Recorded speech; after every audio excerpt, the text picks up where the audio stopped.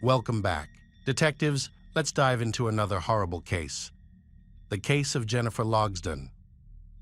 Tommy Smith was a third-year student at a local college. His girlfriend, Jennifer Logsdon, had just finished her first year at the same school before they met. Jennifer had been living in the dorms, but was bored with the constant partying. She wanted a quieter place to study when her longtime friend, Casey Johnson, decided to attend the same college. They saw a great opportunity to rent a house together. They all agreed on a small rental home in Peoria, Illinois, and pooled their money to make it work. Everything seemed fine until a hot summer day. On July 19, 1991, at that time, 20 years old, Tommy and his 19-year-old fiancée, Jennifer, were busy preparing for their wedding. They planned to start a family after finishing their education and securing jobs. They are enjoying the weekend. With Casey, the three of them had been living together for a while, getting along well and supporting each other. Tommy and Jennifer even intended to continue living in the house after their wedding. On the evening of July 19, 1991, Tommy, Jennifer, and Casey gathered to watch a movie together. They chose a horror film by Stephen King. They set up a mattress taken from the bedroom, prepared some snacks, and made themselves comfortable. It seemed like a typical evening, and no one could predict the nightmare that was about to unfold. After a while, Jennifer fell asleep, followed by Tommy, while Casey went to a different room to sleep. In the middle of the night, Jennifer woke up to a terrifying scream coming from nearby. Feeling confused and bewildered in the darkness, she noticed Tommy fighting with a stranger. The attacker was a large black man with bloodshot eyes and a knife in his hand. Despite looking very intimidating, Tommy fought fiercely with the attacker, who struck him with many powerful blows. Obviously, this tall man was stronger and more aggressive than Tommy, but Tommy still fought back with all his might. Jennifer felt confused and helpless. She noticed something strange. The attacker had socks on his hands while his feet were bare. She realized that Tommy was losing strength, but she herself was unable to move due to shock and fear. Tommy was attacked in the chest and neck when Tommy collapsed. Jennifer knew that the attacker was going to continue. He aimed at her and attacked with the knife, desperately.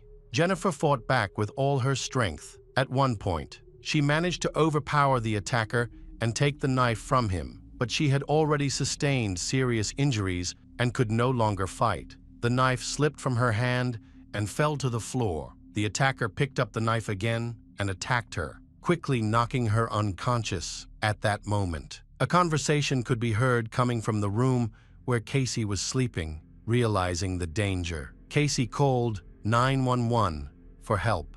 Unfortunately, the connection was poor, or the operator was distracted. As they repeatedly asked for information, the attacker, hearing the commotion, became enraged. He seemed to want to kill her. He broke the lock and rushed into the room. Casey barely had time to finish her sentence and hung up on emergency services because he attacked her. Casey pleaded for her life, begging him not to hurt her. However, the assailant lunged at Casey, striking her in the face and chest. Despite her efforts to defend herself, she was overpowered by the attacker during the struggle. The knife blade became badly bent and eventually broke off from the handle, leaving the assailant without a weapon. By this time, Casey had already suffered several serious injuries, including to her throat. After the incident, the attacker picked up the broken blade and fled the scene. Fortunately, Casey managed to call the police. Officers arrived at the house around 3 a.m.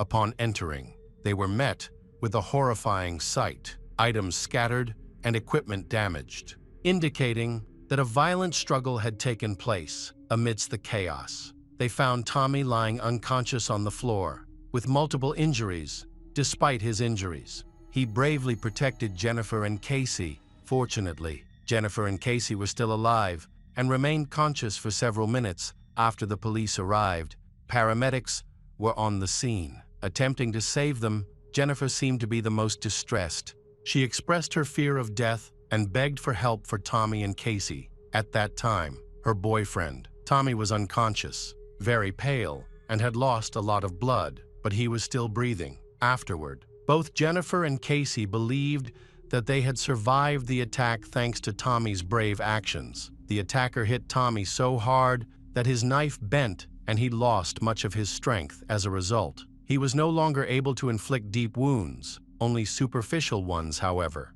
Without immediate medical attention, both Jennifer and Casey would have died from blood loss. Fortunately, help arrived in time, and they were saved. They were taken to the hospital and placed in the intensive care unit. Their lives were very fragile. Tommy, however, was not as fortunate. He sustained the most severe injuries and bled to death. Passing away just after the paramedics arrived, his family was not surprised by his actions. They felt immense pride in him. Tommy was always selfless and loving, a true hero who protected Jennifer and Casey. Jennifer believed he would have made a wonderful husband and father, with a bright future ahead of him. Sadly, she never had the chance to experience that future. Investigators aimed to gather information about the attacker to begin their search. This individual was clearly dangerous and posed a threat to society, potentially targeting more victims at that very moment. Although the attacker was not masked, the darkness made it impossible for Casey and Jennifer to provide a detailed description. They could only say he was a strong black man. However, they did recall an important detail. He had socks on his hands and was barefoot. It appeared he had put on gloves just before the attack to avoid leaving fingerprints. But he did leave footprints, which could help identify him. Given this information, the police concluded that the suspect likely lived nearby, as it would be difficult to walk long distances on asphalt without shoes. This insight helped the officers narrow down their list of potential suspects to those with prior assault convictions. One suspect was ruled out because he was already in custody for another crime. Another young man, known for violent offenses, had a solid alibi. That was confirmed. The police had only one suspect left to investigate: Jennifer's neighbor, Jean Brown, 27 years old, who lived across the street. When the police went to Jean's house to check, they found a blood stain on the mosquito netting of a window. Jean explained that the blood came from a cut he had sustained in the kitchen the night before. However, this explanation was not convincing and made him the prime suspect. He was taken to the police station for questioning. Meanwhile, the forensic scientist was investigating the crime scene for evidence and found several important clues. One clue was an invitation to a party that Jennifer, Tommy, and Casey were planning for the following weekend. It had fallen to the floor during the struggle. They also found human footprints on the ground. These footprints indicated that the attacker was barefoot, which could lead to valuable clues upon comparison. It was determined that the footprint matched Jean Brown's. Additionally, forensic experts discovered tiny drops of blood in his hair. Jean understood that he was facing serious charges that could result in severe penalties. The investigators were pressuring him and encouraging him to confess so that he could receive a lighter sentence. Eventually, Jean began to share his version of events. He claimed that he only intended to confront Tommy, but when Tommy resisted, he lost control. Jean noticed that Jennifer had woken up, and, in a panic, he attacked her as well. Hearing a noise from Casey's room, he thought his only option to avoid arrest was to eliminate everyone in the house. However, he could not explain why he attacked them. The police were actively gathering evidence, confirming that Jean had broken into the house at night with the intention of stealing money and purchasing banned substances, a claim he later made in order not to leave fingerprints. He wore socks on his hands. However, he did not know that footprints were as distinctive as fingerprints. If he had realized this, he might have worn socks on his feet too. His testimony sounds like a detective story, but in reality, it is very unconvincing. Using a knife to try to steal just a few dollars seems absurd. The choice of a house where 3 unemployed students live together may seem strange. What was his plan? How could he buy banned substances without a strategy? These questions didn't align with the overall situation, and it seemed unimaginable that a small robbery could end with 3 people being brutally harmed. In this situation, Investigators suspect that Gene's real targets were Casey and Jennifer. He may have wanted to abuse them. Perhaps that was the reason he attacked Tommy first. To eliminate the main threat to his plan, it appears Gene underestimated Tommy's resistance. After dealing with Tommy, he noticed that Jennifer had woken up and that Casey was already calling for emergency help. At that moment, Gene's plan began to fail in a hurry. He turned his attention to Casey and Jennifer, believing he had already killed Tommy and Jennifer. He quickly tried to attack Casey, grabbed her purse, and fled with a broken knife. The investigation revealed that Tommy was the one who managed to wear out Gene during a prolonged struggle, although he fought bravely.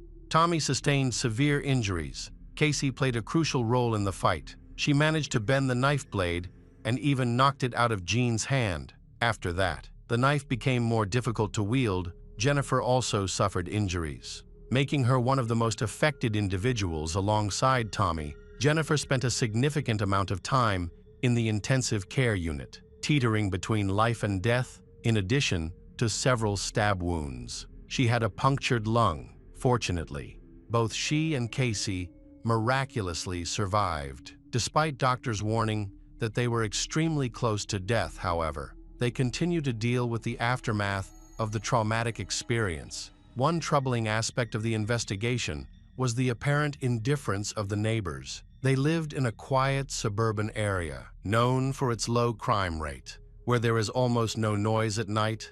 Casey, Tommy, and Jennifer cried out for help, but local residents reported that no one heard their screams, not even the nearby neighbors. This silence allowed Gene to leave the scene of the crime and return home without being noticed. If Casey hadn't managed to call for help, she and Jennifer would have bled to death without any chance of survival. Casey was the youngest person present during the attack, only 17 years old. Despite this, she fought back bravely, suffering many injuries in the process. After that, Gene took his crime knife before running away, leaving Casey behind because she pretended to be dead. What ultimately saved her was a call to emergency services. It is hard to imagine the horrors that would have befallen Casey and Jennifer had Casey not successfully called for help. At this point, the 911 dispatcher's response raised many concerns, and the public was outraged by his slow reaction due to a poor connection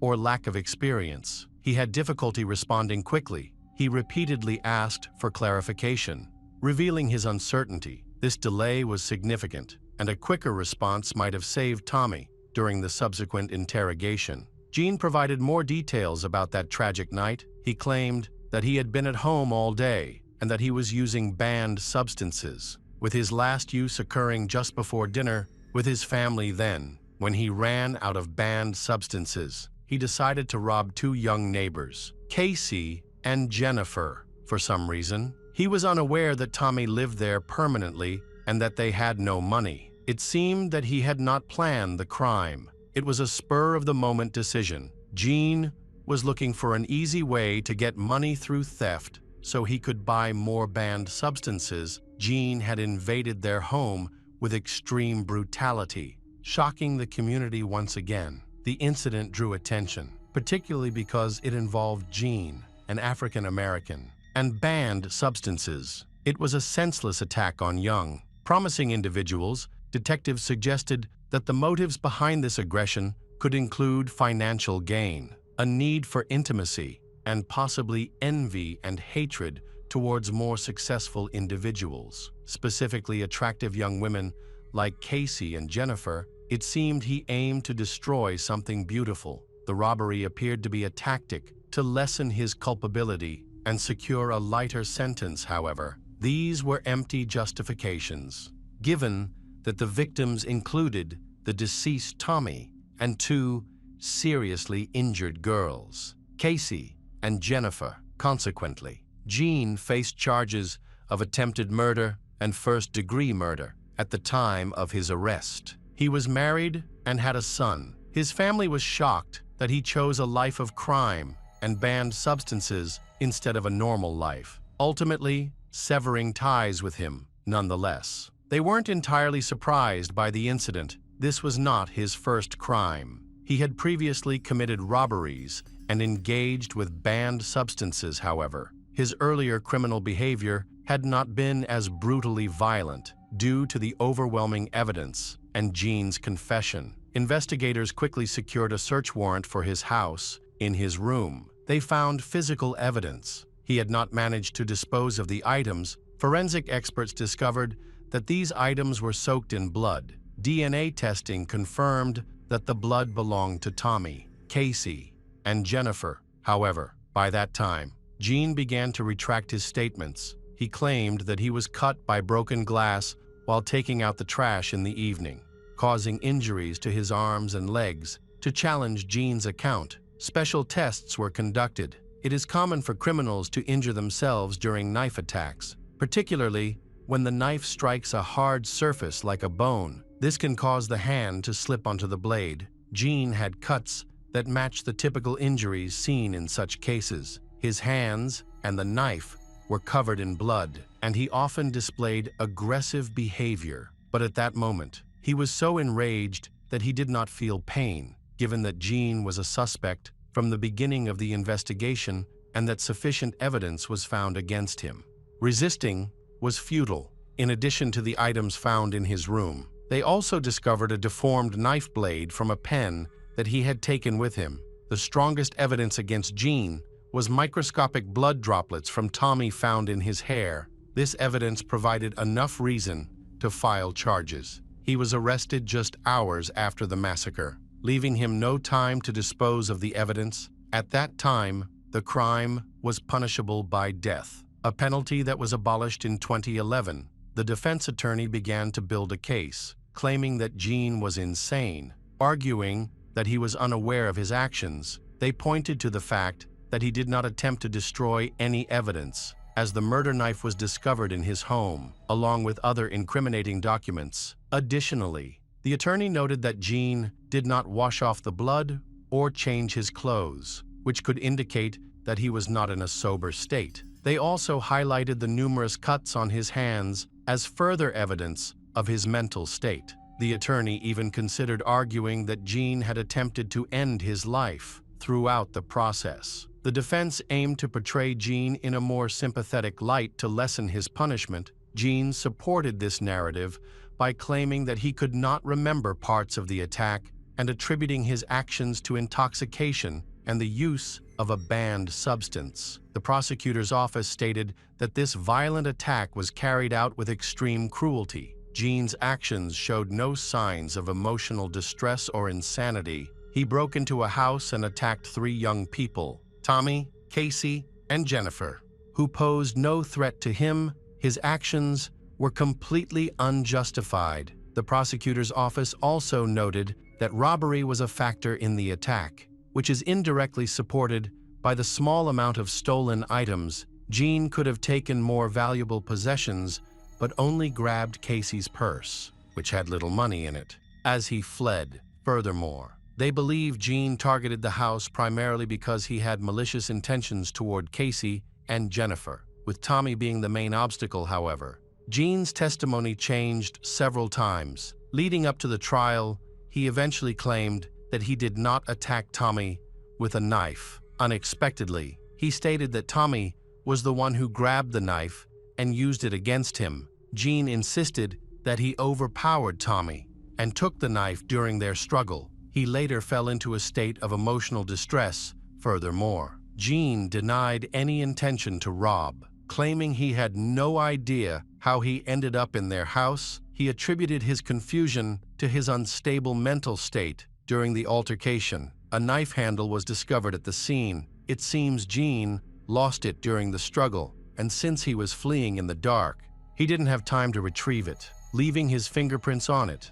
At that moment, Tommy was not involved with the knife. Gene's actions suggested that his intentions were more malicious than he claimed. He didn't wear a mask and appeared unconcerned about being recognized, likely because he didn't expect anyone else to be in the house. If his goal was merely to steal money, there would have been no reason for him to attack them. Gene confronted Tommy while he was asleep, and there was no indication that Tommy had noticed him or attempted to fight him off. During the trial, A statement from one of the detectives sparked controversy. He praised Tommy for his bravery in confronting Jean, which he claimed saved the lives of Casey and Jennifer. However, this account contradicted the widely accepted version of the incident, according to the detective. Tommy had tried to detain Jean, engaged in a struggle, and attempted to hold him down until the police arrived. Yet, there was no evidence to support this claim. Moreover,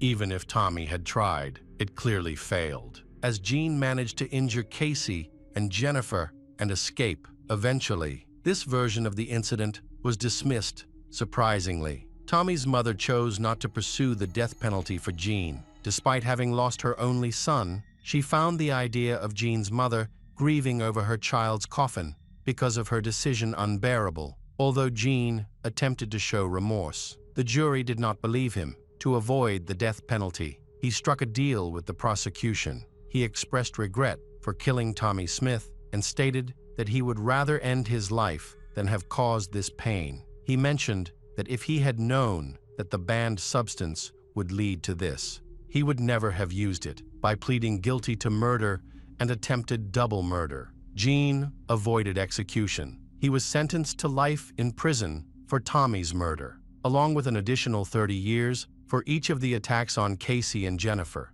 and 15 years for burglary. Jean was incarcerated on January 16, 1992, after the verdict. The lawyer submitted several appeals, suggesting there might be a change in the case. However, these claims were quickly dismissed due to the overwhelming evidence against Jean. He is currently serving his sentence at the Illinois Correctional Center. Casey and Jennifer are still recovering from the incident. They will always carry scars from the injuries inflicted by Jean. The emotional trauma was even more severe. Jennifer struggled for a long time to cope with Tommy's death, but eventually, she found a way to move forward, despite Jean's apologies. Casey and Jennifer could never accept them. They believed that the only appropriate punishment for Jean was execution, as he could not make amends for the harm he caused by killing Tommy, Casey, and Jennifer, who miraculously survived this senseless act of violence. Vowed to prevent any attempts by Jean to gain release from prison, given the seriousness of his crimes. It is unlikely that he will ever leave prison. After the incident, his wife distanced herself from him, significantly limiting his contact with their child.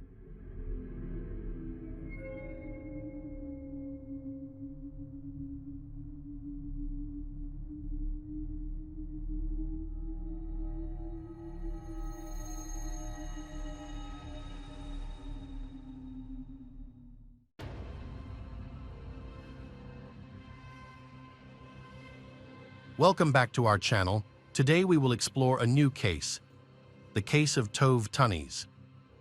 Tove Tunnies was born in May 20, 2001, in Sweden. She grew up in the small suburban town of Vetlanda, home to just over 10 residents. Vetlanda is a quiet place where everyone knows each other, and incidents of crime are very rare, making any unusual event a topic of local interest. A few years before the tragic events, Tove decided to pursue her studies at a university in a larger city about 200 kilometers away, enrolling in the medical faculty. However, by 2022, she realized that this career path was not right for her. To take some time to reflect and possibly consider a different field, she decided to take a year off and move back in with her family while living with her parents and twin sister. Tove quickly found a job as a substitute teacher at a local school. This role allowed her to support herself, and she soon moved into a rental apartment. Tove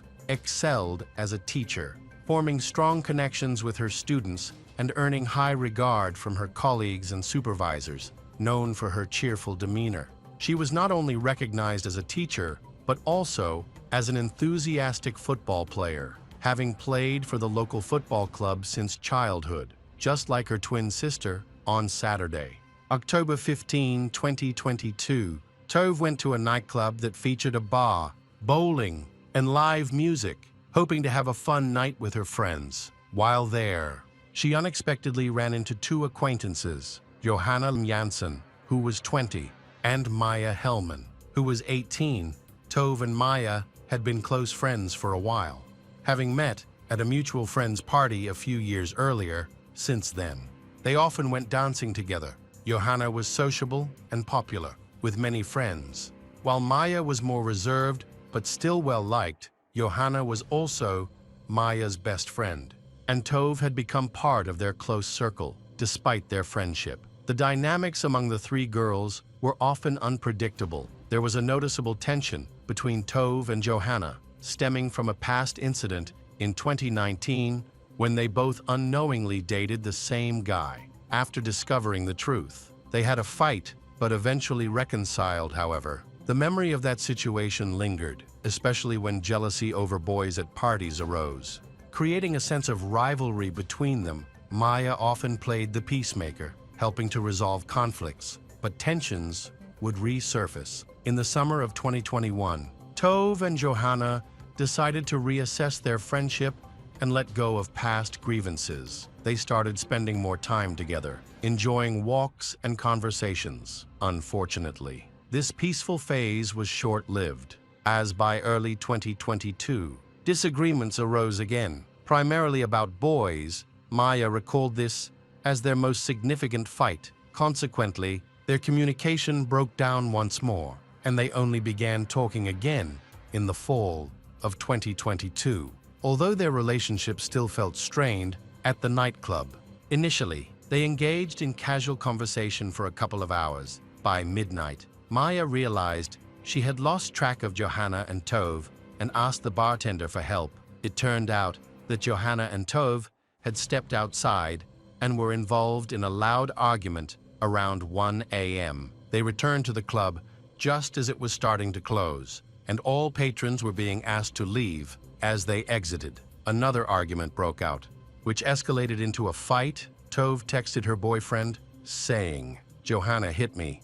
Despite this, the friends decided to resolve their issues through conversation instead of escalating the conflict. Tove had arrived at the party on her bicycle, but planned to walk home. The walk would take about 30 minutes. Tove chose to walk with her friends, who wanted to calmly discuss and settle their disagreements once and for all. A moment later, the three of them arrived at Johanna's house. Initially, they planned to leave without entering, but they later decided to go inside for a cup of coffee to make amends. At 1:48 a.m., Tove called her boyfriend and told him that after the party, she went to her friend's place and that everything was fine. He didn't detect anything unusual in her calm tone, but he became concerned when he found out Tove was at Johanna's apartment. He worried that the girls might start arguing again. Tove reassured him that everything was okay and that she would be home soon. The next morning,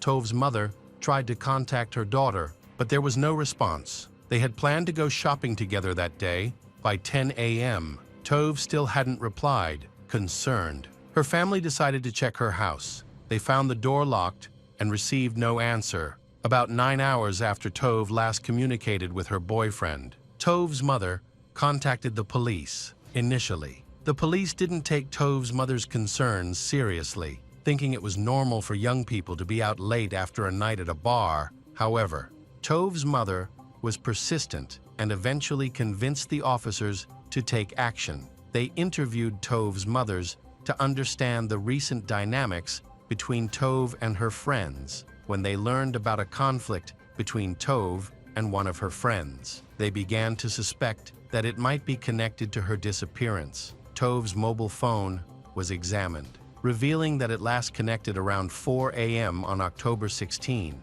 The signal was detected several kilometers away from her home, and the phone was turned off near marshy land. This area was chosen as the starting point for the search for Tove or any clues about her whereabouts. At the time, Tove's phone last connected. Johanna and Maya were at Johanna's house. Detectives interviewed the girls in detail about their evening together and inquired about any conflicts among them. As they were the last people to see Tove alive, both girls were considered suspects, but were released because there was no evidence to charge them.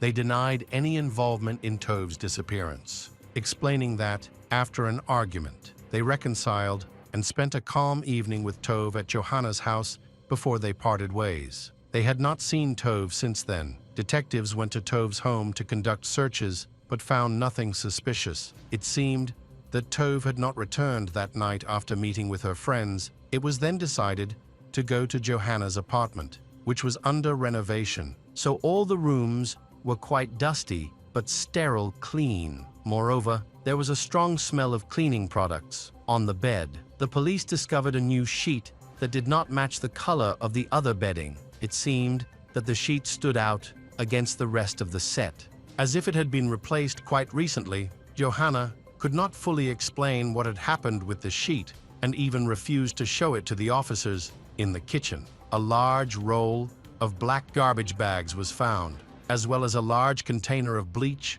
and a bottle of medical alcohol. Despite all this, no signs of a struggle or bloodstains were seen in the apartment after the searches. It was decided to talk to Johanna and Maya once again, and they were officially interrogated. Both agreed to cooperate with the police and calmly answered the investigators' questions. Johanna seemed particularly calm. The girl's behavior appeared somewhat strange in light of the fact that it concerned the disappearance of their close friend. Johanna admitted that they had a fight the night before Tove's disappearance while at the bar. Moreover, Johanna recounted how a conflict arose between the girls, and she also mentioned that Tove had physically attacked her. Maya also described the argument that occurred between the friends. However, according to her, it seemed much less aggressive and brutal than how Johanna described it. This became the first clear contradiction that detectives discovered.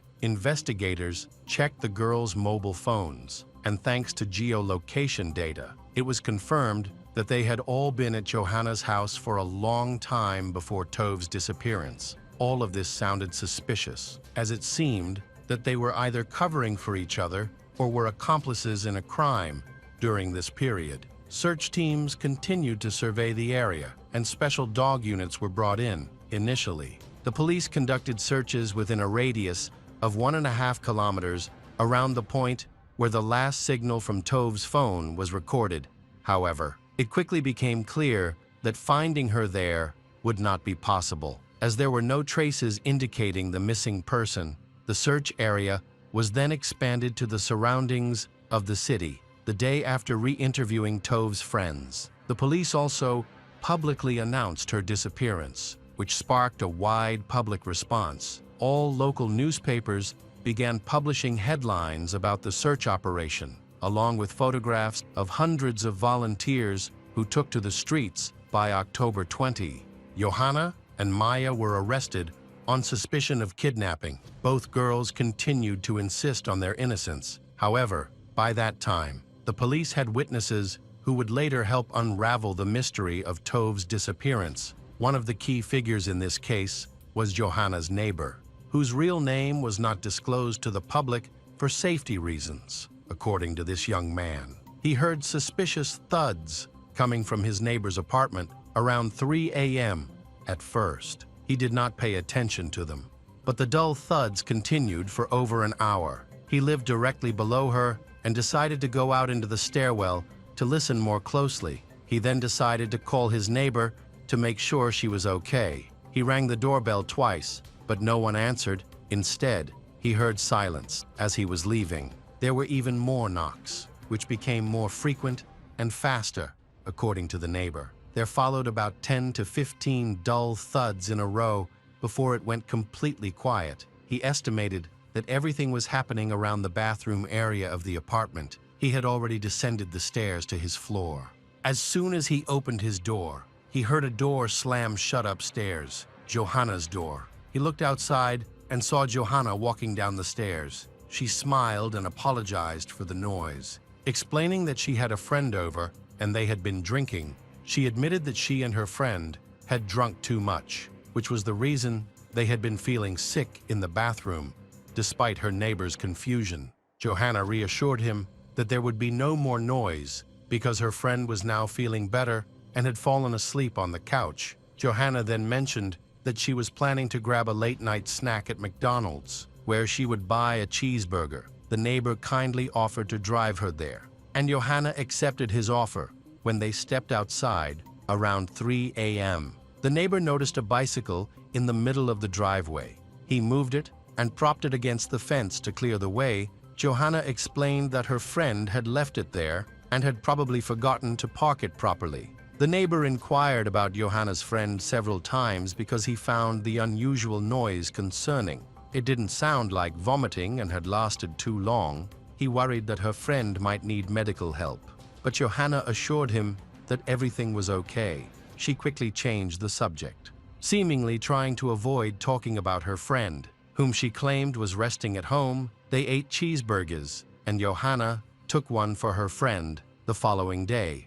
The bicycle that had been parked by the driveway was gone. Johanna mentioned that her friend was feeling better in the morning and had supposedly gone home with her when the neighbor spoke to the police. He remarked on how odd Johanna's behavior seemed, especially in light of the troubling news about Tov's disappearance. As the detectives examined Johanna's phone data during the investigation, they discovered that her trip to McDonald's was not the only one that night. Interestingly, they found that Tov's phone had movements that matched Johanna's exactly. When asked about this, Johanna couldn't explain why Tov's phone was moving, since Tove was not with them. However, the device actually moved and was later recorded at a nearby gas station before heading into a forest, even more suspicious. Johanna returned to this location the following day. This is also where Tove's phone was last found. Search teams quickly intensified their efforts. On November 2, searchers scoured the wooded area near the city and discovered something unusual about 8 meters from the embankment. Hidden under the forest undergrowth, the ground was disturbed, with charred fragments and several plastic bags scattered about. Analysis later showed that these bags were identical to those found in Johanna's home. Under a thin layer of soil, severely burned human remains were uncovered. Identifiable only through forensic dental examinations, autopsy results revealed that the victim was Tove Tanis. The body was wrapped in a sheet that did not match any found in Johanna's home. Forensic experts collected important evidence from the crime scene, many of which were also discovered in Johanna's apartment. The police found that. The next day, immediately after the murder, Johanna visited several hardware stores in the city. Surveillance footage showed that she bought a new sheet, gasoline, and 3 bottles of surgical alcohol. These same items were recovered from the fire site in the forest to further investigate Johanna's involvement. The police examined her internet search history. In January, she had been looking up information about how to dispose of a body, the punishments for murder in Sweden, and the behaviors expected in women's prisons. It appeared that she had been planning the murder for nearly a year before it occurred. Johanna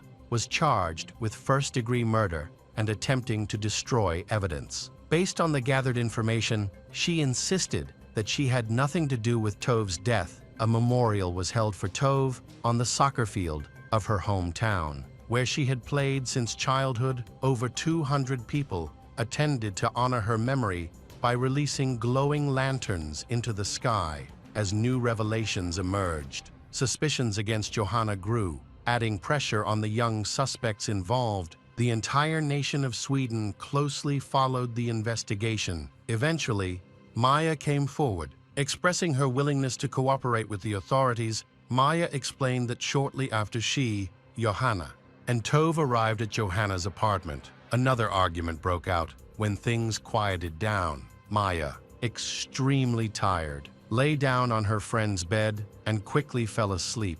In the night, she was suddenly awakened by Johanna. Maya was shocked to see Tove lying in the hallway. Johanna told Maya that Tove had fallen and hit her head in the bathroom, knocking her unconscious. They checked for a pulse but found none. Tove was dead. Frightened, they decided to dispose of her body. A few weeks later, Johanna chose to cooperate with the investigation. She explained that after everyone had calmed down, she wanted to ease the tension by showing Tove the new bathroom in her apartment, which was still under renovation. Johanna intended to showcase the only completed room at that time. However, when she invited Tove to look, Tove reacted sharply, saying there was nothing special to see. This led to Tove pushing Johanna, who then pushed back.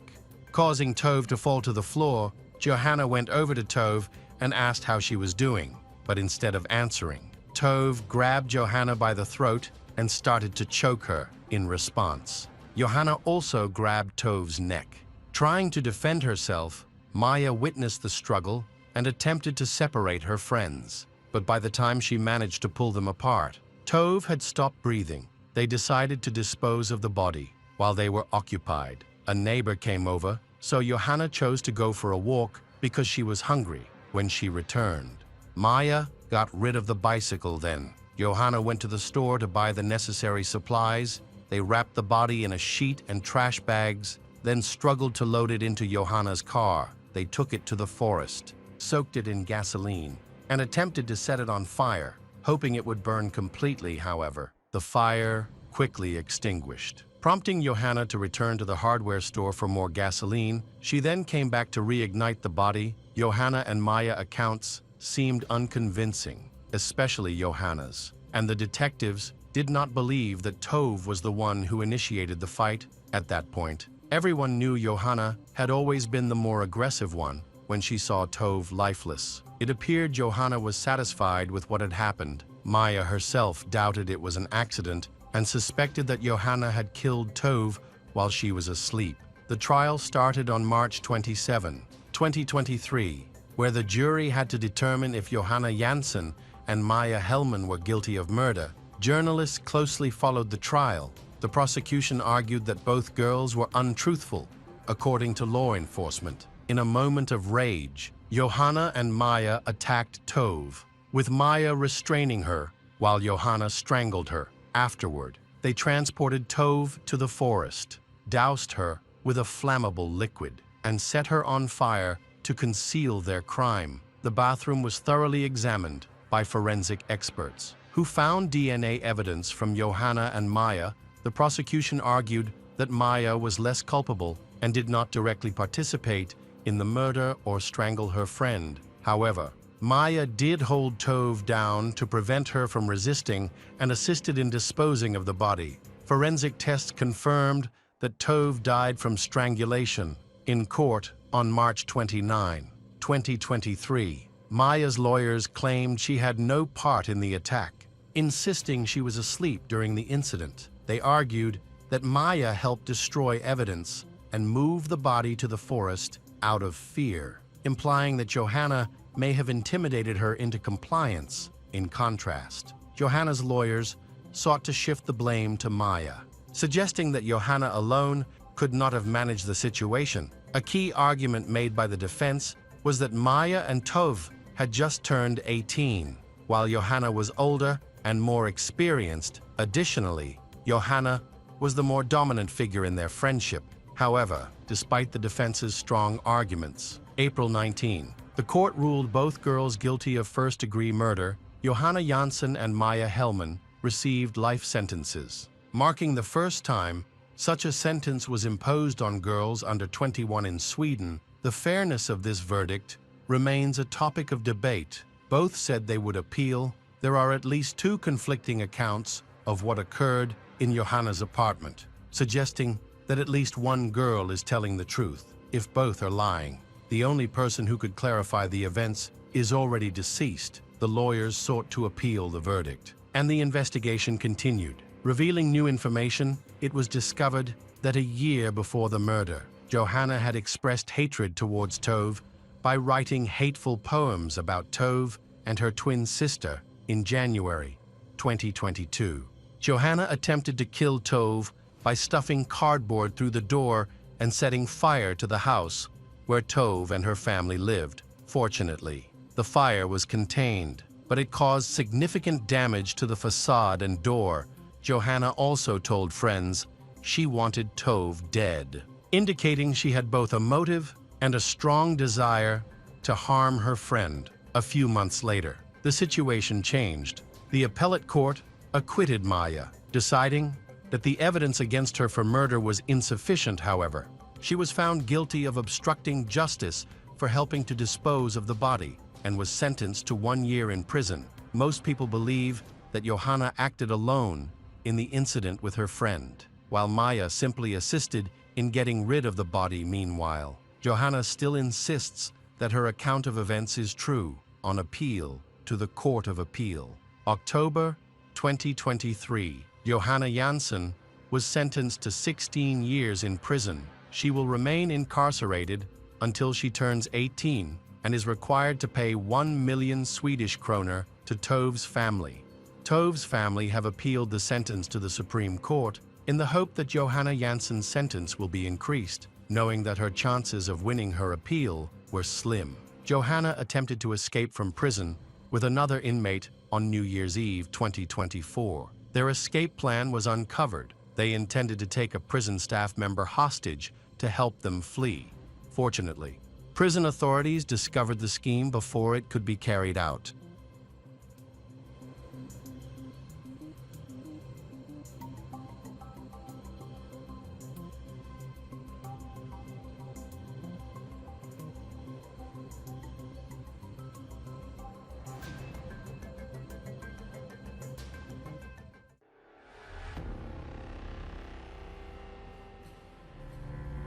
Welcome back to our channel. Today we will explore a new case. The case of Clara Harris. Betrayal is one of the most emotionally devastating experiences a person can face, especially when it comes from someone they love. It can shatter relationships, destroy families, and even lead to loss of life. David Lynn Harris worked tirelessly for many years to become a respected orthodontist. His wife, Clara, also found success in the dental field as a well-known dentist. Both of them dedicated themselves to their studies and careers, allowing them to achieve their dreams. Together, the Harris family enjoyed a prosperous life filled with luxury and beautiful, including children, something many people aspire to. David's journey began in Texas after graduating from high school. He enrolled in medical school with the ambition of becoming a doctor. He devoted all his free time to his studies, often declining invitations to social events and parties. After completing his degree, David chose to focus on dentistry and aimed to start his own practice. His career quickly took off. After he finished his education, David was known for his charisma and his ability to connect with patients, helping to calm them during their visits. Over time, he gained a strong reputation in the city. Clara Suarez was born in Colombia as the eldest of 4 children. Her family, while not wealthy, placed a high value on education and hard work. Teaching Clara the importance of striving for success, she was attractive and participated in beauty contests, even winning one. Clara studied dentistry at a prestigious university in Colombia, but she always dreamed of moving to the USA. She fulfilled this dream when she turned 20. By the mid-1980s, she had arrived in the States and enrolled in college. Clara moved to Texas with the intention of staying only temporarily, but she eventually chose to make it her home. After finishing her studies, she began to pursue her career, with the goal of entering private practice from the beginning. However, she faced challenges due to her lack of experience at that time.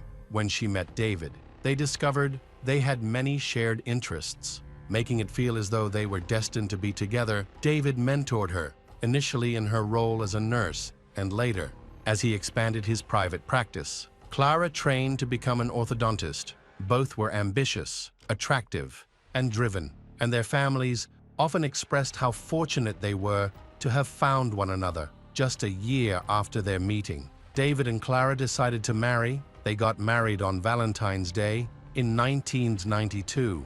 Which held special significance for them before meeting Clara. David had been divorced and had a daughter named Lindsay who lived with him. They worked on building their relationship, spending plenty of time together due to their common interests. From that period on, their career successes gained momentum. In the 1990s, their dental clinic grew, requiring more specialists to join their practice. The family business became very profitable, and they worked in a prestigious area near Houston, specifically in a wealthy community called Nassau Bay. Where the Harrises lived, they enjoyed a luxurious lifestyle with a dream home and a collection of high-end cars. They had everything they needed for a comfortable life, Clara had always dreamed of having children, but she faced challenges with her reproductive health and struggled to conceive for several years. They sought help at a family planning medical center, which eventually led to Clara becoming pregnant and giving birth to twin boys, whom they named Brian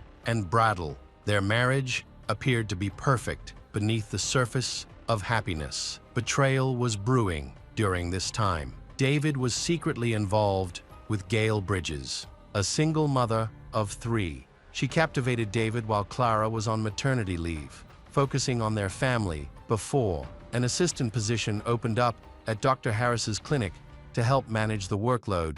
Gail, who had divorced several years earlier, was seeking work and found a job listing for the Harris Clinic. In 2001, Gail applied for the dental clinic assistant position and attended the interview. Her previous experience made her a strong candidate. David was immediately drawn to her. She was friendly and outgoing. Meanwhile, Clara was dealing with typical post-pregnancy challenges. She was sleep-deprived and struggling with her weight. Her recovery was slow, and David was growing impatient. He felt neglected as Clara was entirely focused on the twins, which he confided in a few friends. In contrast, Gail demonstrated her interest in both the job and in developing a closer relationship with David. Leading them from a professional connection to friendship, David was becoming increasingly attracted to Gail. He kept this hidden from his colleagues, who knew his wife, because he didn't want to stir up any trouble. However, the temptation grew stronger, and by the end of the year, he invited Gail to lunch at a local restaurant, which she accepted. After that meeting, they began a secret relationship. David didn't take many precautions to keep it hidden. He regularly returned to the same restaurant with Gail, where he had previously dined with his wife. The Harrises were familiar faces at the restaurant, so it didn't take long for people to notice the change in his company. About 4 months later, in early July 2002, other employees at the dental center discovered the affair when they caught David and Gail being intimate at work. David asked them not to tell anyone, but it didn't matter. He had been communicating with Gail on his home computer, and a few days later, Clara discovered their conversations and uncovered her husband's infidelity.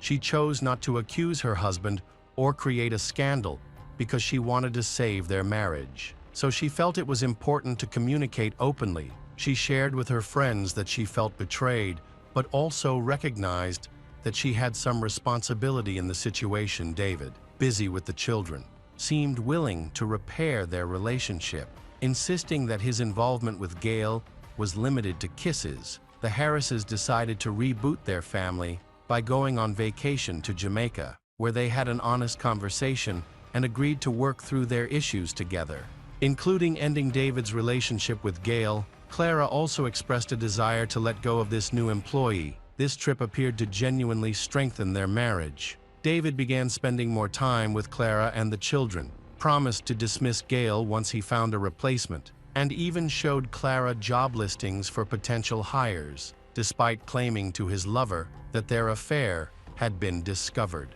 David had been secretly meeting with Gail. He expressed to a few close colleagues that he was struggling to choose between his family and Gail. David loved Gail, but didn't want to jeopardize his marriage. He still cared for his wife and didn't want to disrupt their lives or fight over assets and custody. Most people advised him to return to his family and move on from the affair. Though he considered this advice, he never shared his uncertainties with Clara. Everyone assumed David would manage the situation on his own. On the morning of July 17, 2002, Clara had a simple conversation with her husband, David.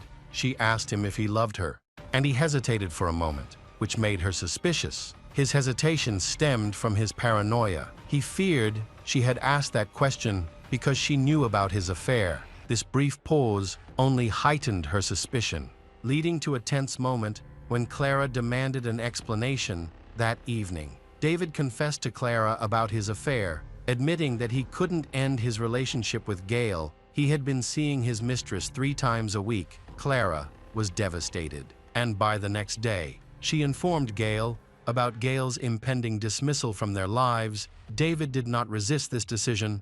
In the following days, Clara called Gail multiple times, accusing her of meddling in their family and ruining their marriage. Despite this, Clara did not want to end her marriage.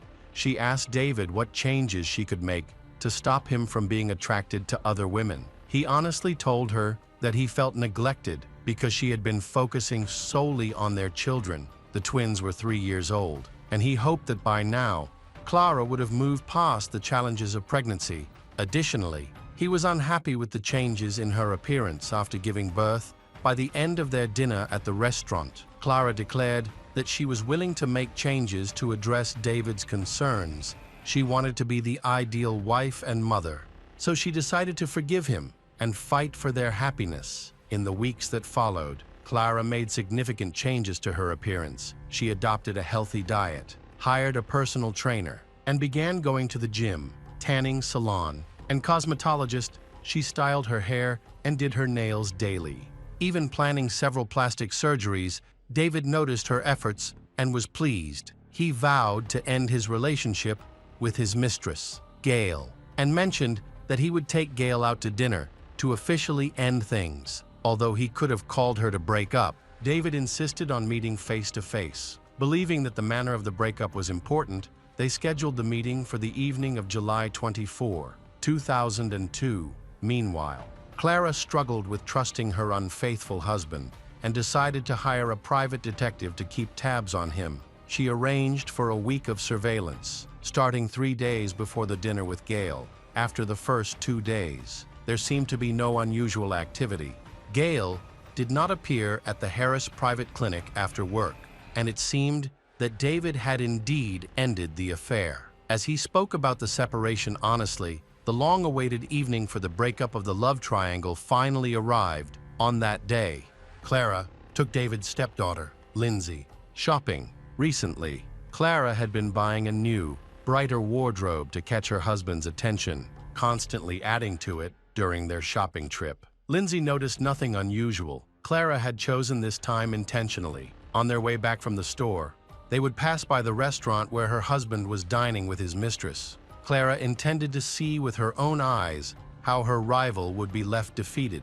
To her surprise, after driving around the parking lot several times, Clara couldn't find her husband's car, which made her suspicious. She then went to Gail's house, but neither Gail's nor David's car was there. Frustrated, Clara approached the private detective to find out the truth. The detective confirmed that her husband was not at the restaurant, but he couldn't disclose David's location. He promised to provide photographs and video recordings later. However, he did confirm that David was with his mistress at that moment. In a fit of rage, Clara demanded the exact address. The detective explained that agency rules prohibited him from revealing the real-time whereabouts of the people being followed, as it could lead to unpredictable and potentially dangerous situations fueled by passion and jealousy. Clara insisted and called his boss several times, demanding the exact information for which she had paid. She felt increasingly frustrated. Eventually, she convinced an agency employee to reveal that they had tracked Gail and David to a hotel where they were together. However, the employee refused to share the hotel's name and address. Clara couldn't obtain that information, but she believed she knew her husband well enough to guess where he might be. She thought he would only go to one specific hotel, Nassau Bay Hilton, the same place where they had their wedding reception 10 years ago. When she arrived at the hotel, she immediately realized she was right. Her husband's car was parked outside. David had taken precautions to hide their affair. He paid in cash and booked the room under a false name. Still, it was clear that the two lovers were inside. Clara parked her car and noticed Gail's vehicle next to David's. Furious, she stormed into the hotel, and Lindsay, not wanting to stay in the car, followed her stepmother inside. At the front desk, Clara inquired about a room reserved under David or Gail's name, but neither was listed. Lindsay knew about her father's infidelity and felt anger towards him. She wanted to verify her stepmother's suspicions. Clara was distraught. She sensed something was going on, but couldn't catch them in the act. Trying to calm down, they stayed in the lobby, checked the restrooms, and sat down, unsure how long they would have to wait. Lindsay decided to speed things up. She called her father, telling him that Brian and Brattle had a high fever and asking him to return quickly. He assured her he would be back soon. Their wait didn't last long. A few minutes later, the elevator doors opened, revealing David and Gail. Walking arm in arm and smiling as they chatted, they headed toward the exit. Clearly planning to go home, Clara and Lindsay were enraged and rushed at Gail. Clara attacked her, ripping her clothes and hitting her face with her hand and handbag. Lindsay yelled that she hated Gail and also tried to strike Gail. Hotel staff intervened, but the women were too caught up in their anger to be separated. Clara continued her assault on her husband's mistress. One of the employees witnessed David grabbing his wife and pushing her aside to protect Gail with his body. This action only fueled his wife's anger, as it made it clear he was not on her side in the conflict. Eventually, David managed to hold his wife back while hotel staff helped Gail reach her car, where she also tried to calm herself. At that moment, Clara experienced a breakdown. She screamed in rage. Venting her anger at David, Lindsay attempted to soothe her, but was also furious. Shocked by her father's betrayal throughout this, David faced harsh criticism from his wife and daughter, wanting to keep the peace until his mistress departed.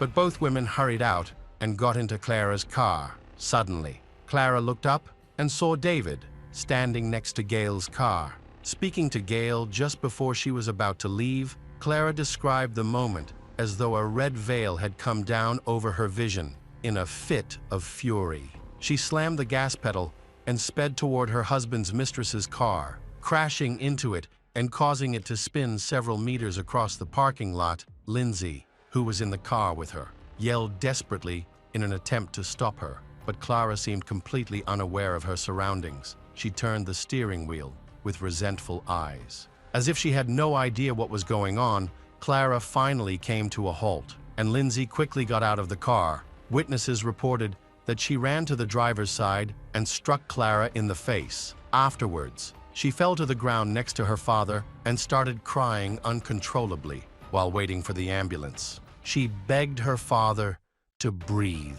Clutching his bloodied hands, the ambulance arrived within minutes, but it was already too late. The paramedics declared David Harris dead. Clara took advantage of the time before the police arrived and fled the scene. However, she was found and arrested later that same night. She claimed that she did not intend to kill her husband. She was simply overwhelmed with rage and wanted to punish him for being unfaithful. Meanwhile, forensic investigators were already examining the crime scene, and the authorities received unexpected help. A private detective agency, hired by Clara to follow her husband, had been monitoring the entire incident outside the hotel. They recorded the attack from beginning to end, and the footage was given to the police. The videos contradicted Clara's account, showing her driving around the parking lot 3 times, although David was not clearly visible in the footage. It was assumed that she hit him each time. After the first impact, he was left unconscious. The autopsy revealed only one mark of impact on David's body. Leading to a dispute in court, Clara became known as the Mercedes Killer. The story quickly gained popularity, attracting significant public and media attention. News of the incident spread across all channels overnight. The nature of the attack and the scandal surrounding it intrigued viewers, especially since it involved a wealthy couple running a successful business. Additionally, David's 17-year-old daughter became embroiled in the situation. Clara's case went to court in February 2003. The prosecution argued that hiring a private detective was not just a way to learn about her husband, but part of a carefully planned murder. They claimed that out of jealousy, Clara sought revenge. They pointed out that she had enough time to calm down after the argument in the hotel lobby, which meant her later attack was premeditated.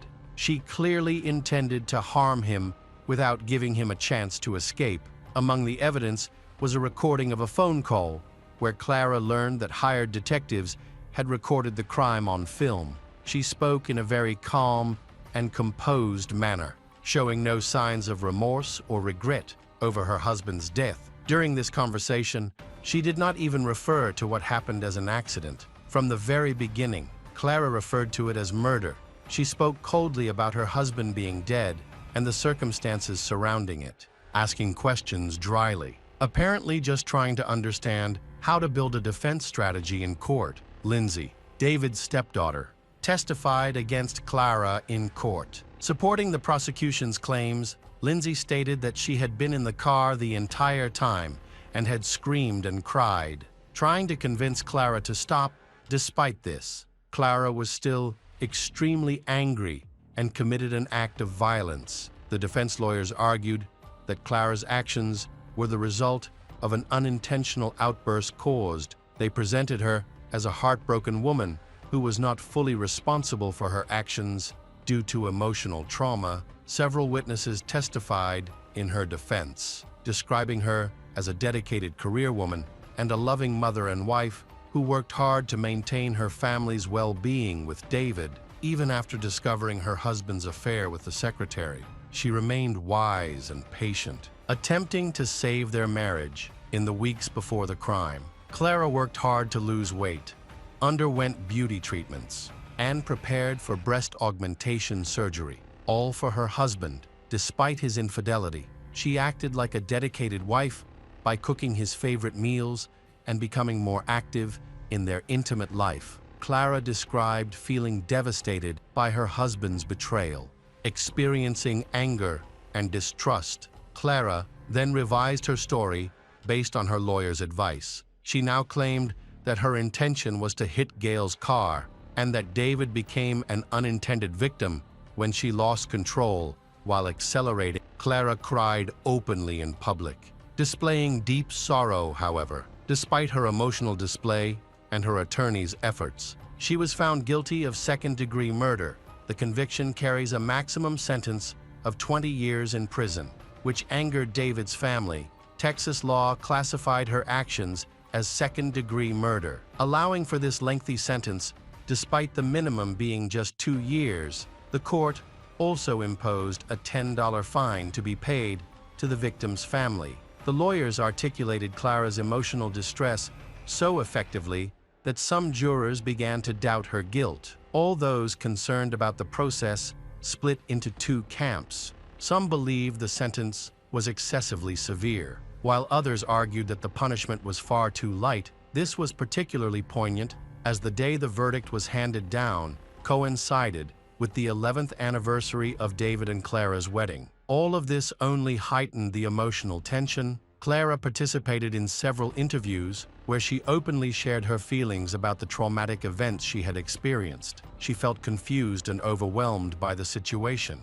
Realizing that she now faced much bigger challenges, Clara recognized that she could have chosen to file for divorce and take everything her husband valued, which would have been a fitting act of revenge. Now, her primary concern was the well-being of her twins and David's 17-year-old stepdaughter. Custody of the children was granted to Clara's close friends, who facilitated visits between the children and their mother in prison after serving 15 years. Clara was granted parole and released on May 11, 2018.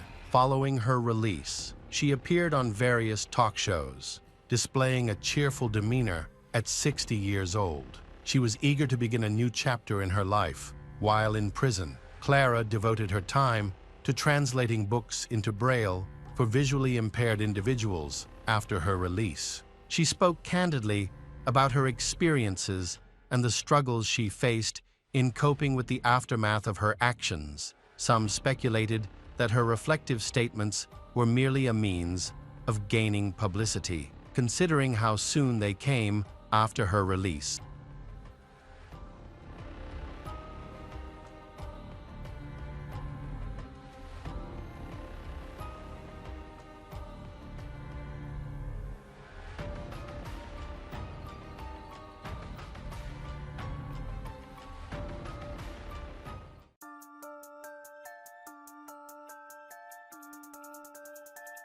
Hello everyone. Today we will learn about another case. The case of Samantha Fraser.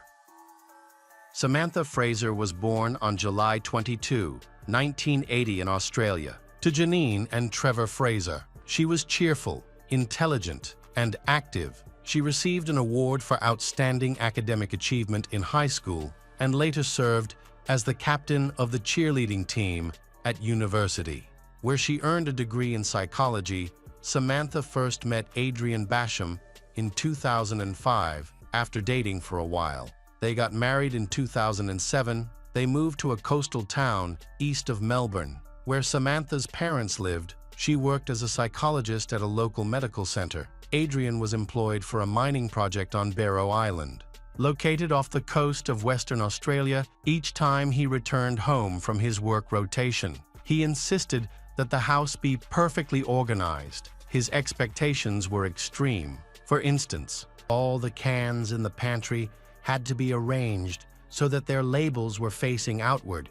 If this standard was not met, it could lead to serious arguments. Despite the strain in their relationship and Adrian's frequent absences, Samantha's patience and good nature helped them navigate their challenges and maintain their life together. They eventually had 3 children. With her professional skills, kindness, and ability to connect with others, Samantha became a cherished member of the community. However, many were unaware of the struggles she faced in her personal life. Their relationship was plagued by abuse and controlling behavior. In 2014, Samantha was a victim of violence at the hands of Adrian, and this occurred again in 2016. This time, she chose to speak out and reported his actions. By then, Samantha lived in fear of Adrian, believing he was tracking her movements through his phone. He seemed to know everything she did, although she had filed a police report about his interference in her life. She worried it wouldn't stop him from hurting her again. After years of a controlling and fearful marriage, Samantha and Adrian finalized their separation in April 2017. Initially, Samantha moved back in with her parents, but later, she returned to the house she had shared with Adrian and their children. Meanwhile, Adrian moved in with his father in Paynesville, east of Phillip Island, and tried to make Samantha's life difficult by causing financial problems. He threatened to take away her home, savings, and other valuable possessions. Things escalated when Adrian warned Samantha that violent criminals could easily break into her home. Concerned for her safety as Adrian's behavior became more erratic, Samantha installed surveillance cameras, changed the locks, and took additional steps to secure her home. Peter Matthews, a friend of Samantha and Adrian, learned from Adrian about his plans regarding Samantha. Adrian suggested that he would make Samantha suffer in various ways, believing that if he couldn't have her, then no one else can have her. By 2018, Samantha began to feel more confident. She began dating Wayne Foster, and their relationship developed rapidly.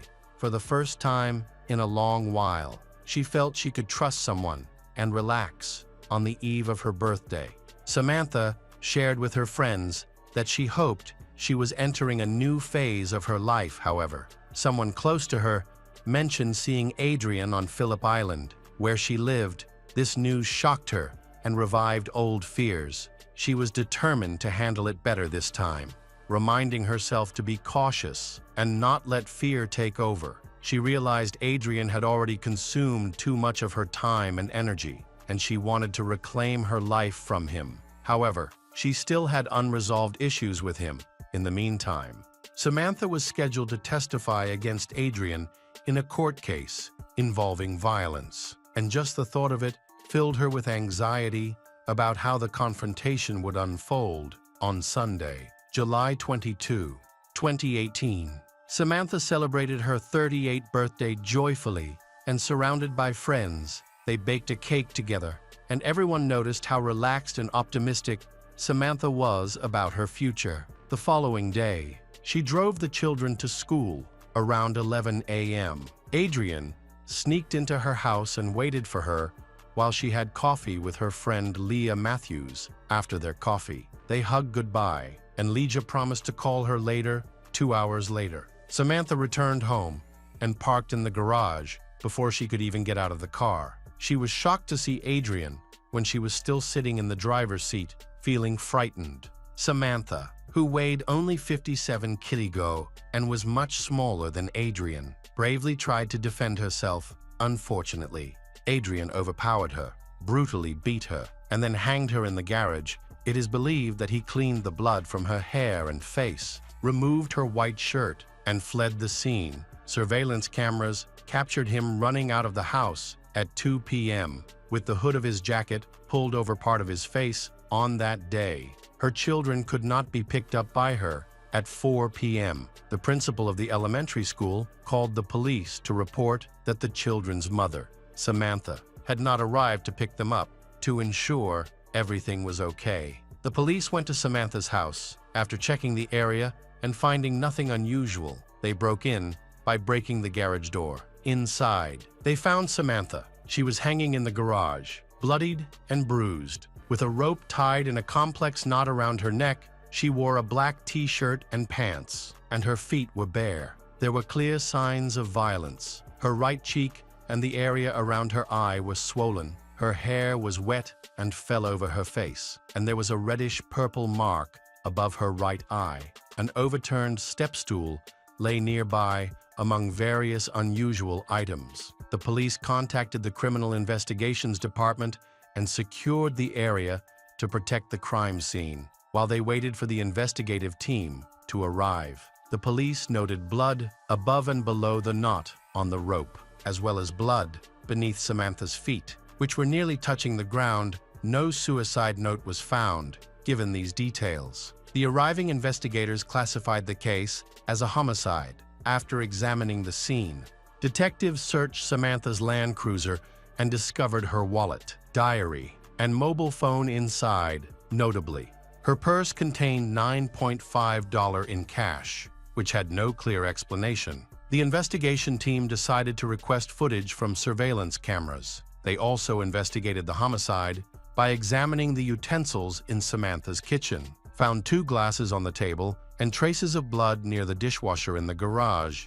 They also looked for fingerprints on the walls and shoe prints on the floor. On that same Monday, James, Adrian's father, noticed that his son returned home late on his motorcycle. Adrian parked the motorcycle in the garage, and James was alarmed to see him riding at a dangerous speed. He also noticed a scar or scratch on Adrian's nose. When James asked about it, Adrian explained that he must have gotten it from a tree branch during his ride. Adrian looked tired, making James think it was from the long journey. Adrian mentioned that he had been in a bad mood all day. Later, Adrian used baby wipes to wipe off what he described as just insects that had clung to the motorcycle during the ride. Samantha's relatives, still reeling from her tragic death, expressed deep confusion to the authorities about the apparent motive. They emphasized how dedicated Samantha was to her children, insisting that it was unimaginable for her to have abandoned them or taken her own life. The local community mourned the tragedy, displaying white ribbons on mailboxes and shop windows throughout the town. On the morning of Tuesday, July 24, after assembling a board of images featuring potential suspects, a tactical intelligence officer presented evidence linking 12 items to Adrian. Soon after, James received an unexpected call from the police inquiring about his son. A few hours later, when James heard the news about Samantha, he urged Adrian to cooperate with the authorities. When the police came to their home, Adrian followed his father's advice and listened in silence. However, a fresh scratch on his nose hinted at something more. Lacking sufficient evidence against him, the officers left, hoping the investigation would progress. On July 26, 2018, the police arrived at James's home with a search warrant for a motorcycle. During the forensic examination, they found several bloodstains, including one on the fuel tank. Forensic experts also discovered DNA samples on the handle and under Samantha's nails. They determined that the severe head injuries Samantha sustained resulted in a traumatic brain injury. The incident received national media attention, and a Facebook fundraising page created to support Samantha's children. At the time, the 3 children were being cared for by Samantha's parents, who were on vacation in the United States. Upon hearing about the tragedy, the grandparents returned to care for their grandchildren. Meanwhile, the investigation continued, and the examination supported claims that Samantha could not have taken her own life, as she would not have left her children alone. The DNA analysis results provided undeniable evidence that led to Adrian's arrest and charge for Samantha's murder on Friday, August 10, 2018. Family and friends gathered to honor Samantha, along with the close-knit community of Phillip Island, who came to say goodbye to their beloved local psychologist. Around 400 people filled the hall, with some guests carrying bouquets of flowers. The wait for the trial was particularly lengthy, during which Samantha's eldest daughter struggled with anxiety, guilt, and even thoughts of self-harm. Her younger siblings experienced similar feelings, but all family members and close friends offered strong support to the children. When it was announced that the trial would take place in 2022, Samantha's eldest daughter spent 4 long months preparing what she wanted to say to Adrian. The trial began in the early months of 2022 at the Supreme Court of Victoria. During the proceedings, she bravely took the stand and looked her father in the eyes as she told him that his actions had not broken her. In fact, her presence was enough to show this. As she turned to the court to ensure that her mother would receive justice, she explained to her father that her actions were motivated by her love for her family, friends, and herself. As she was still grappling with the trauma of her mother's murder and the deep emptiness it left in her life, Samantha's second daughter, who was 9 years old, testified in court that her father had taken away the best part of her heart. Additionally, Janine spoke about her youngest grandchild in court, revealing that he was so terrified of his father that he built a fortress in his bed on court days to shield himself from the monster, despite the pain of his children. Adrian attempted to alleviate his own guilt over his horrific crime. Adrian's defense team acknowledged that he had attacked Samantha and caused her injury, but insisted that he did not kill her. They argued that Adrian acted impulsively and without intent when he arrived at Samantha's house around noon, claiming his original purpose was not violent. However, the defense did not provide any evidence to support their case. In contrast, the prosecutors contended that Adrian had attacked Samantha, resulting in her death, and then tried to conceal his crime by hanging her on the garage gates. Adrian attempted to convince the jury that another person had assaulted Samantha and that she took her own life as a result. After weeks of deliberation, the jury found Adrian guilty of intentional murder. The judge stated that Adrian acted out of selfishness, killing his ex-wife to avoid facing court proceedings related to domestic violence incidents in 2014 and 2016. In late February 2023, Adrian Basham was sentenced to life in prison, with a minimum of 30 years to serve before he can be considered for parole. When the verdict was announced, Samantha's family applauded, while Samantha's eldest daughter watched her father's reaction to his sentence. In subsequent statements, she said that the damage inflicted by Adrian was incomparable to anything else. As they left the court, Adrian briefly stopped to look at his children outside the courthouse. Trevor, the primary guardian for his grandchildren, declared that justice had prevailed. Samantha's friends were also present, viewing the verdict as a significant milestone in similar cases. To further this cause, they established a fund dedicated to combating domestic violence. Lydia, a friend who had shared hugs with Samantha before her death, noted that starting the fund was the only truly positive outcome amidst this tragedy.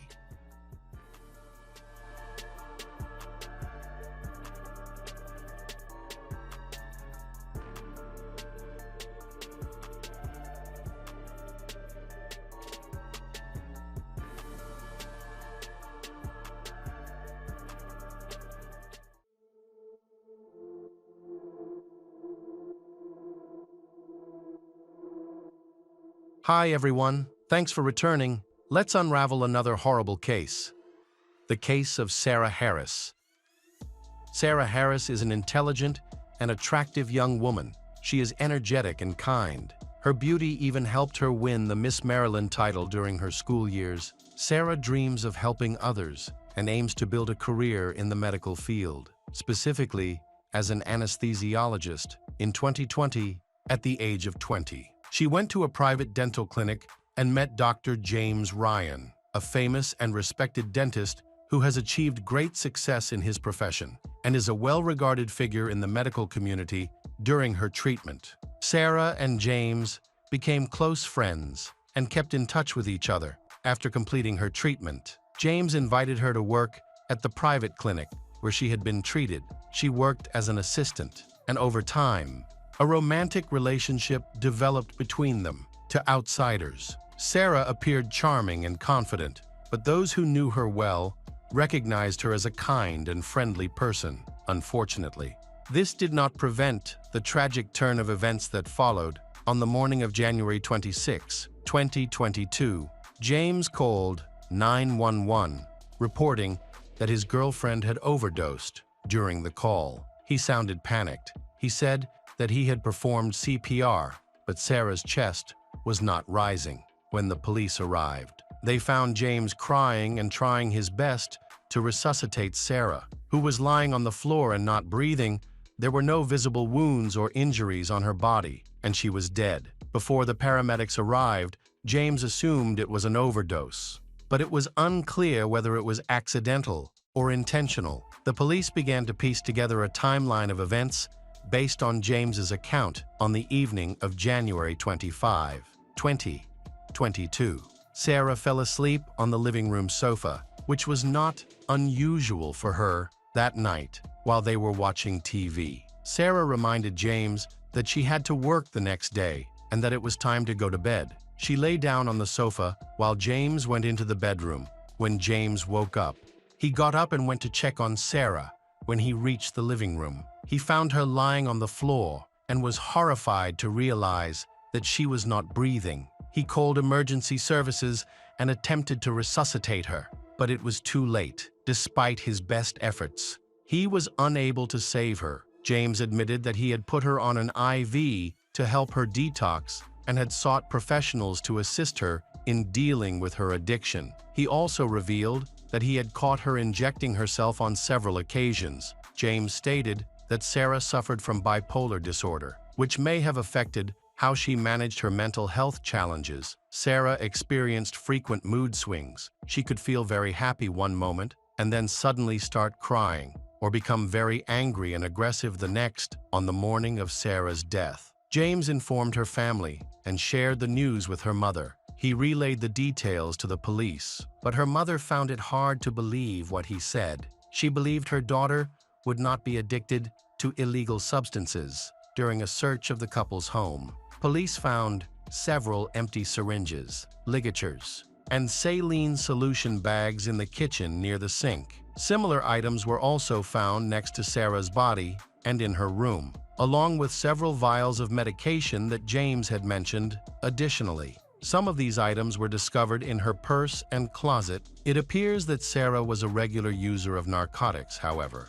Sarah's mother, Tina Harris, claimed that James had orchestrated the incident to make it appear as if it were an accidental overdose. At this point, Sarah and James had been dating for a year and a half. James was much older than Sarah, nearly twice her age, with over 20 years of private practice. James was a respected and well-known physician in the area from the beginning. Tina did not approve of her daughter dating an older man. She felt embarrassed by the large age gap, as James was old enough to be Sarah's father. Despite Tina's concerns, Sarah was determined to pursue the relationship, which Tina believed would be harmful to her daughter. Their relationship began in the summer of 2020. Shortly after Sarah scheduled a wisdom tooth appointment, James, the dentist, quickly took an interest in Sarah and asked for her phone number to stay in touch. After a few extractions, he began texting her to check in and see how she was doing.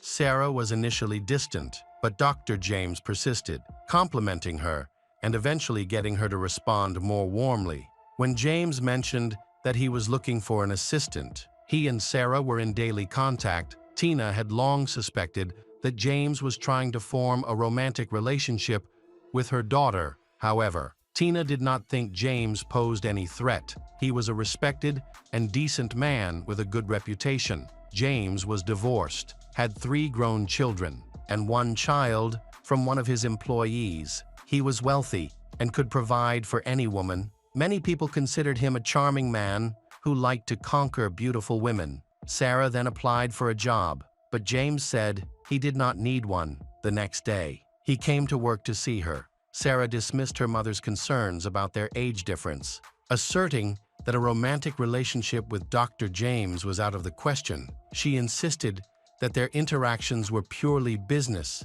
and friendly. Sarah believed that her mother, Tina, was being overly cautious. She thought that James's interest in her was purely professional and that they were not a couple, however. The following Christmas, he surprised Sarah with an expensive gift, a luxurious diamond ring. This action clearly went beyond the scope of their work and friendship. Later, Tina believed that James had sincere feelings for her daughter. Sarah promised her mother that she would be cautious and not become involved with a 47-year-old man. However, in early 2021, she agreed to go out to dinner with him. This led to a series of dates that suggested a developing romantic relationship. She often talked to her sisters and mother about James, even convincing Tina that he was a genuinely nice person. His resume was impressive, and he was generous. He gave Sarah a car when they started dating and paid for all their expenses. They traveled together, sometimes with Sarah's relatives, and even lived together. This made the family feel more comfortable and confident about James's serious intentions. Sarah was in regular contact with her loved ones. During this time, she shared only positive things about James, which allayed their suspicions, however. This happiness did not last long. The police spoke to Sarah's family and discovered that she had been going through a challenging period in her life. Her younger sister, Rachel, who is closest to her, reveals that Sarah is experiencing typical teenage problems. She had experimented with mild drugs, which eventually led to anxiety and depression starting around the age of 14. During this difficult time, Sarah experienced feelings of depression. However, she managed to complete her education and developed a deep interest in languages. She learned several languages, including sign language, but her mental health struggles made communication difficult. As a result, she only interacted with family and trusted friends. This continued at least until a music festival in 2018, where Sarah met a guy and his band who were performing at the event. They immediately felt a connection, which led to them starting to communicate. However, a significant problem arose because he lived an hour away from Sarah. They kept in touch via messaging apps, sharing their dreams of getting married and having children. Unfortunately, the distance caused their feelings to fade over time. They eventually drifted apart and decided to stay in touch as friends. He was the first to end their romantic relationship, but he confessed that he still had feelings for Sarah. He just felt that a long-distance relationship was unrealistic during this time. Sarah was actively involved in the modeling industry and participated in beauty pageants, eventually winning the title of Miss Maryland 2020 a year later. She met James in late summer 2021. Tina noticed that James had a huge influence on her daughter. He was her boss at work, her boyfriend at home, and Sarah even moved in with him. As a result, Sarah's behavior changed dramatically. Instead of growing, she seemed increasingly depressed. She eventually saw a psychiatrist who diagnosed her with bipolar disorder. During this time, she began to lose weight, and her skin looked unhealthy. To help ease the situation, in September 2021, James, Sarah, and her mother planned a family trip to relax. During the trip, James, while drunk, shared a disturbing story with Tina. He revealed that he had seen Sarah when she was 14 years old. At that time, she was walking in the park with her friends and was noticed for her beauty. He knew where she worked at a toy store and often visited her with his children to admire her. Sarah often dressed up as different cartoon characters. But the time that impressed James the most was when she dressed up as Elsa. He later learned that Sarah had changed jobs and was now working part-time at a restaurant. From that point on, he often went to the restaurant for dinner. Hoping to see Sarah, Tina was surprised and thought that James was completely infatuated with her daughter, however, at that time. There was no evidence that James had any bad intentions towards Sarah. He seemed very loving, attentive, and caring. The situation changed during the next trip to Florida, which took place about a month later, despite the heat. Sarah wore a long-sleeved sweater, suggesting that she might be trying to hide something.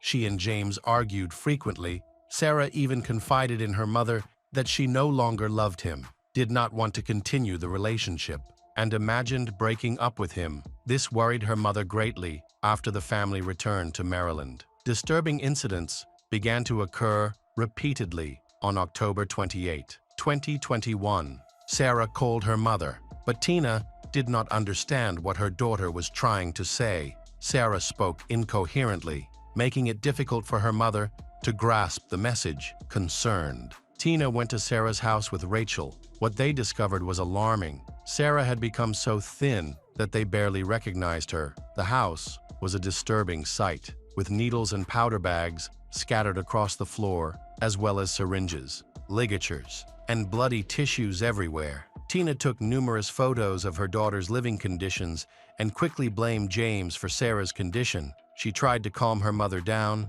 and convince her not to call the police. Tina agreed not to report the situation, only if Sarah returned home, where they could care for her for a few days. The family members noticed positive changes as her skin became healthier. She cooked and even went to church. However, it wasn't long before James convinced Sarah to return to him. On December 20, Sarah called her mother again, but mumbled something incomprehensible. Concerned, Tina went to James's house, where she discovered an even more alarming situation. There were numerous syringes and vials of various substances, as well as a tripod for IV drips. Frustrated by the chaos, Tina turned around and left without speaking to her daughter. A few days later, she met James, but did not listen to his explanations or excuses. Instead, she immediately punched him in the face, accusing him of giving Sarah illegal drugs. She dismissed his claim that he was actually trying to help her overcome her addiction. Tina warned James that if he did not break up with Sarah soon, she would have to contact the police.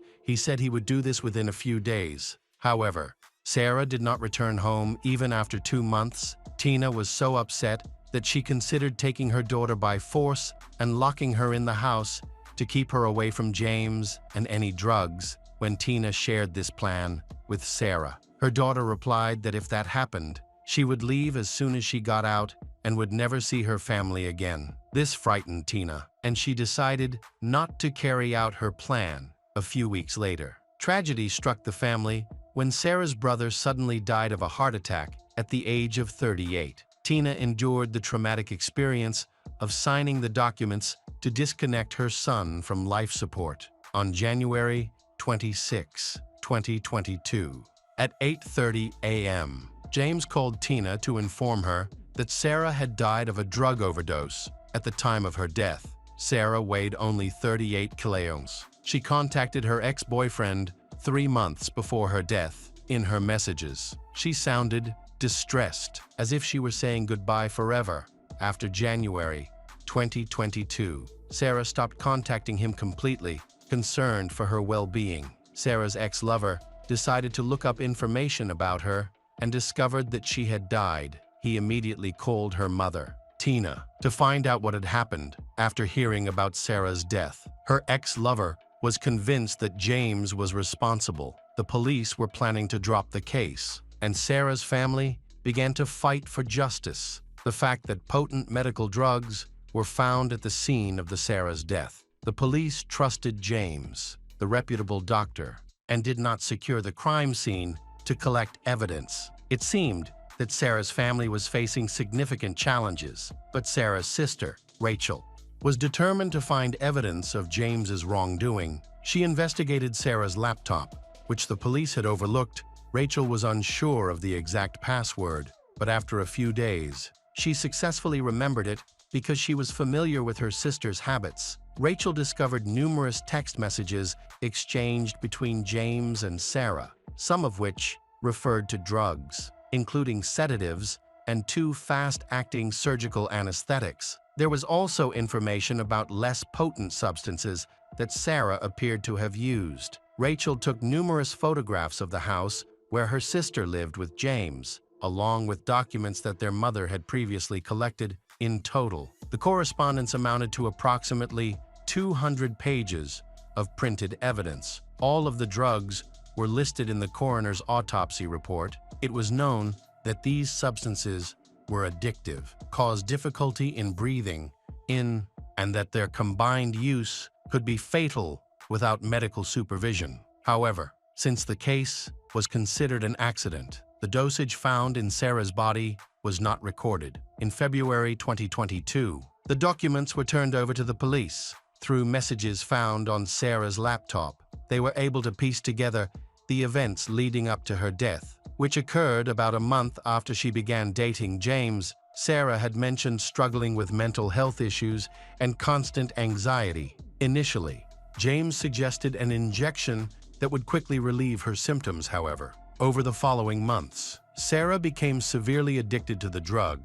The messages show that she not only asked James to bring her illegal drugs, but also sought to obtain them without his permission. During this time, she also asked James to give her an injection of drugs. They discussed painkillers in October 2021, syringes in November, and by December, she was simply asking for something to help her sleep, which required a strong anesthetic injection. It seemed all she had to do was call James, and he would bring home the necessary medical supplies. Sarah began regular painkiller injections in December 2021, and the last text message mentioning the drug was sent just a day before her death, according to the police handling Sarah's case. The initial investigation was ineffective because officers were not equipped to address the medical aspects of the situation in James's home. There were multiple ampules of medication and liquids that the police considered non-lethal, especially since they were handled by medically trained individuals who knew what they were doing. This caused confusion. On March 22, 2022, nearly 2 months after Sarah's death, James was arrested for murder. From the start, the case posed challenges for the prosecution due to the lack of direct evidence. Relying instead on circumstantial evidence and text messages exchanged between the couple, James's defense argued that he was trying to save Sarah's life, not end it. With this background, they could have proven that he had committed manslaughter. However, the case faced significant obstacles, making the chances of success slim. As a result, prosecutors decided to charge James with second-degree murder, aiming to prove that he was aware of the potential danger his actions posed. Rather than proving that he intended to kill, this approach seemed more reasonable because James would have been aware of the risks involved in administering these substances to Sarah. Additionally, James faced charges in 2 cases involving the distribution and possession of illegal drugs with intent to distribute. The prosecution aimed to portray James as a domineering husband who tried to control Sarah through drugs. A significant portion of the prosecution's evidence was based on text messages exchanged between James and Sarah, which were found by Rachel.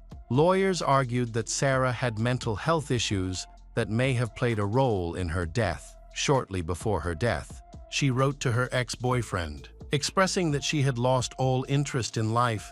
There were signs that she not only sought out drugs, but also began stealing them, which left James unable to effectively manage her addiction. James was unable to monitor her constantly, and she eventually took advantage of his absence at night to use drugs, which created a dangerous combination. James claimed that he was trying to protect her and manage her addiction while also seeking a solution to the problem. Unfortunately, he ran out of time before she overdosed. James's lawyer highlighted several errors made during the initial investigation. The police failed to collect all of the medical supplies and items for fingerprint testing. The defense argued that Sarah had long struggled with addiction and that several witnesses had seen her injecting herself with suspicious drugs. However, correspondence showed that James had introduced her to drugs and had regularly injected her. Ultimately, on August 25, 2023. The jury deliberated and found James Ryan guilty of second-degree murder and other charges. At the subsequent hearing, where the final verdict was announced, James's attorney presented testimony from patients, co-workers, and acquaintances who believed James was innocent. Despite this support, the court sentenced James to 45 years in prison.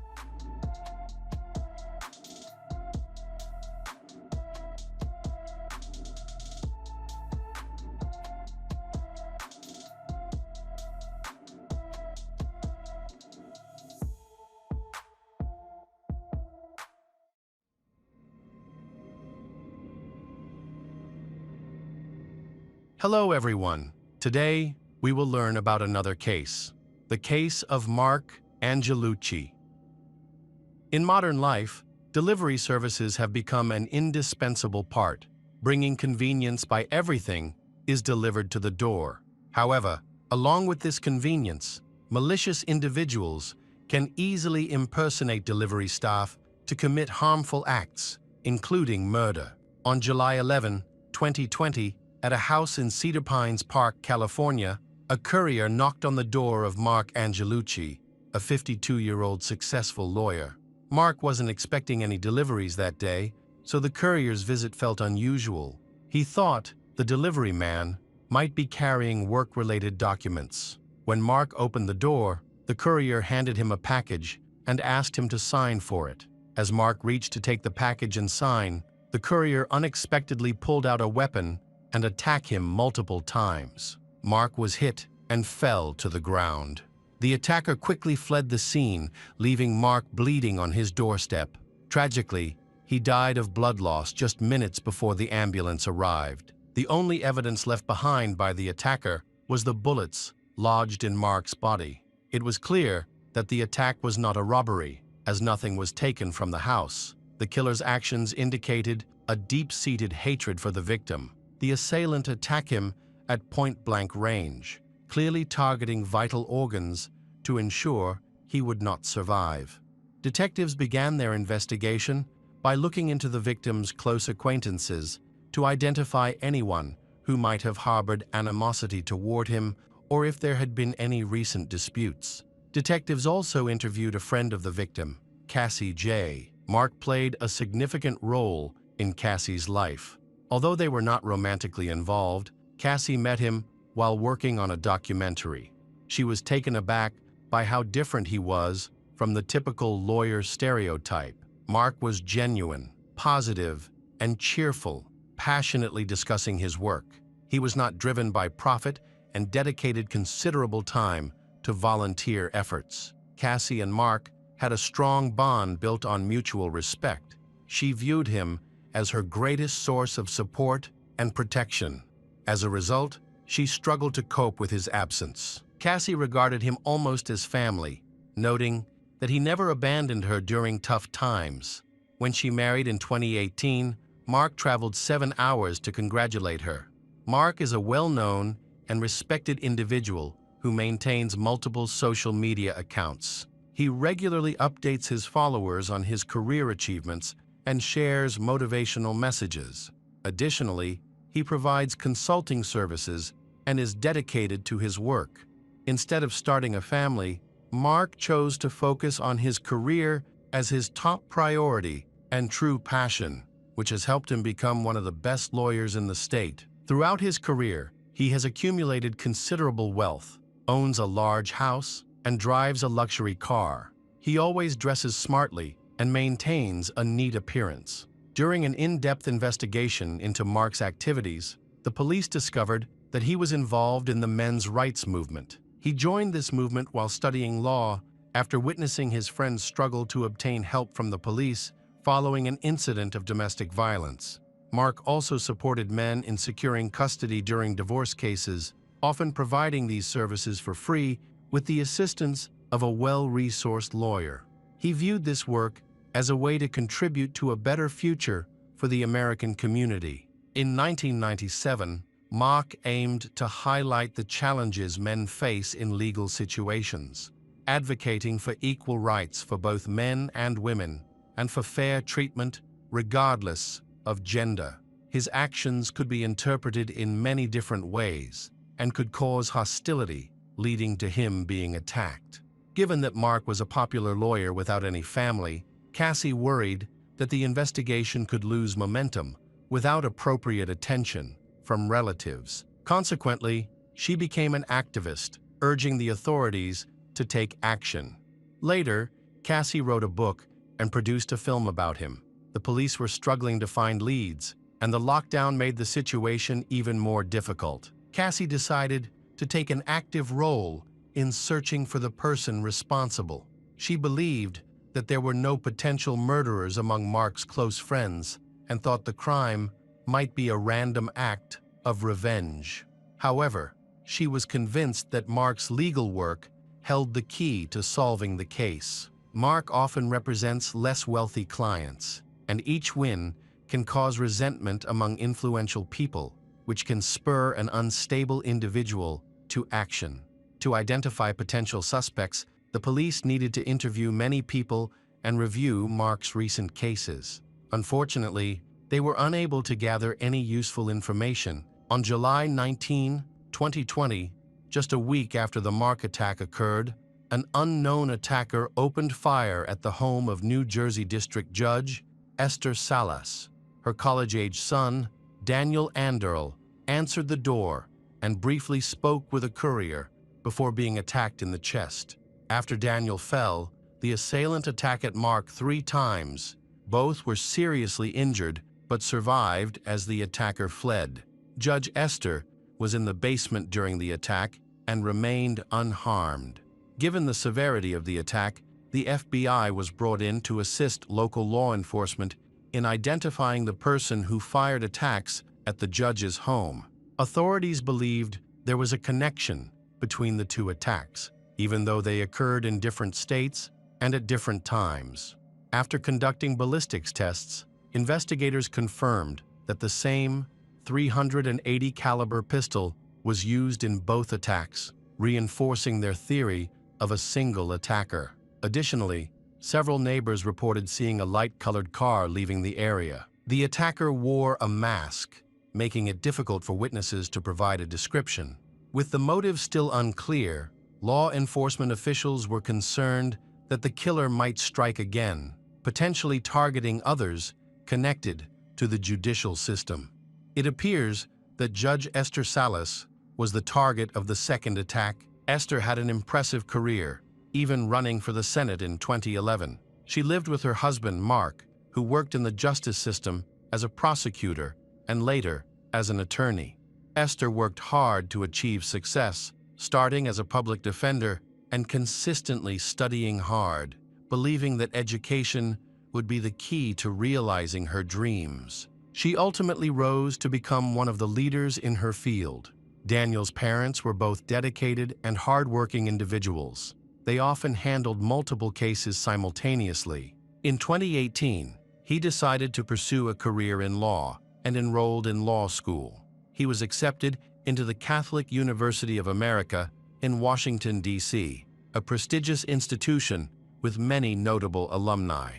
After Daniel started school, his parents maintained constant communication with him. They described Daniel as a good kid who didn't associate with bad influences, was naturally distanced from criminal activities, and was not aggressive.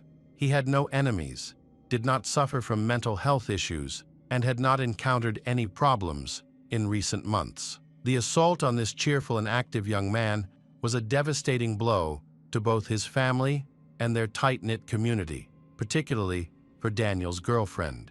Relatives of Daniel reported that, on July 17, he had spent time with friends. It was a lovely day, and he celebrated his 20th birthday with his parents and closest friends. No one could have predicted that this gathering would be their last together. During his meeting with Daniel, there were no mentions of any issues. Everything appeared to be fine. Daniel was not an aggressive person, making it difficult to believe he had any dangerous enemies.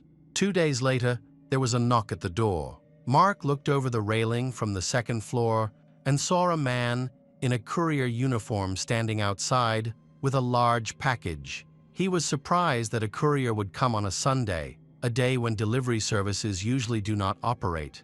No one was expecting any deliveries, especially during the lockdown, which made the situation even more unusual. Before anyone could react, Daniel cheerfully went to the door and opened it. According to Daniel's father, the courier asked Daniel to call for Judge Esther Salas to sign for a delivery envelope. While Daniel hesitated, trying to remember where his mother might be, his father started to go down the stairs to the door. Suddenly, explosions rang out. Mark likely startled the attacker, who then opened fire, hitting him as he instinctively tried to shield himself. By the time Esther emerged from the basement, her son had been attacked in the chest, and her husband had been struck by 3 bullets. The attacker had already escaped. Immediately, she called 911. Daniel and Mark were quickly taken to the hospital, where doctors worked hard to stabilize them. Daniel was Mark and Esther's only son. Before his birth, Esther endured 3 heartbreaking miscarriages, which were very difficult for her to handle. She and her husband had longed for a child, but faced repeated disappointments. When Daniel was born, it felt like a miracle and the realization of their dream for their family. They had high expectations for him. Despite serious injuries, Daniel remained conscious and became an important witness for the police. Detectives came to interview him in his hospital room. Daniel could only catch a brief glimpse of the attacker and was unable to provide a detailed description, as the attacker was wearing a mask. Sadly, his condition worsened, and he passed away, leaving his family devastated.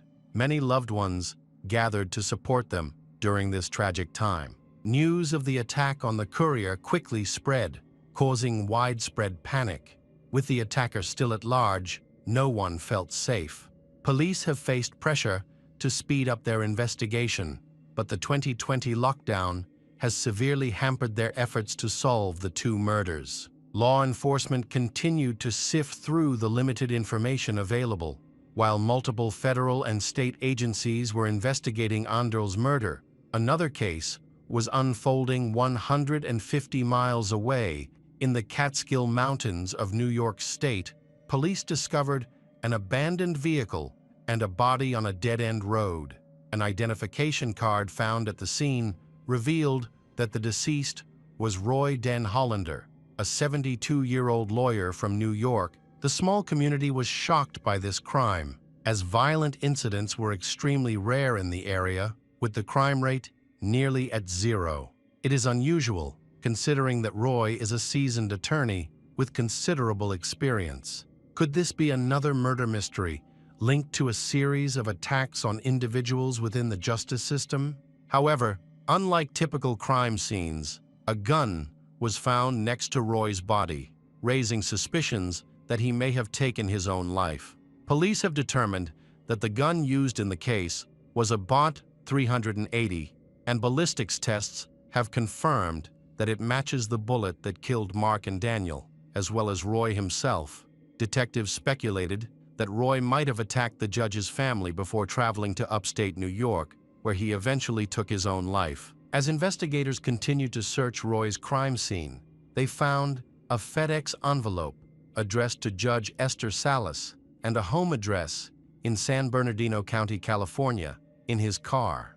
Investigators also learned that Roy took a cross-country train ride to California in early July.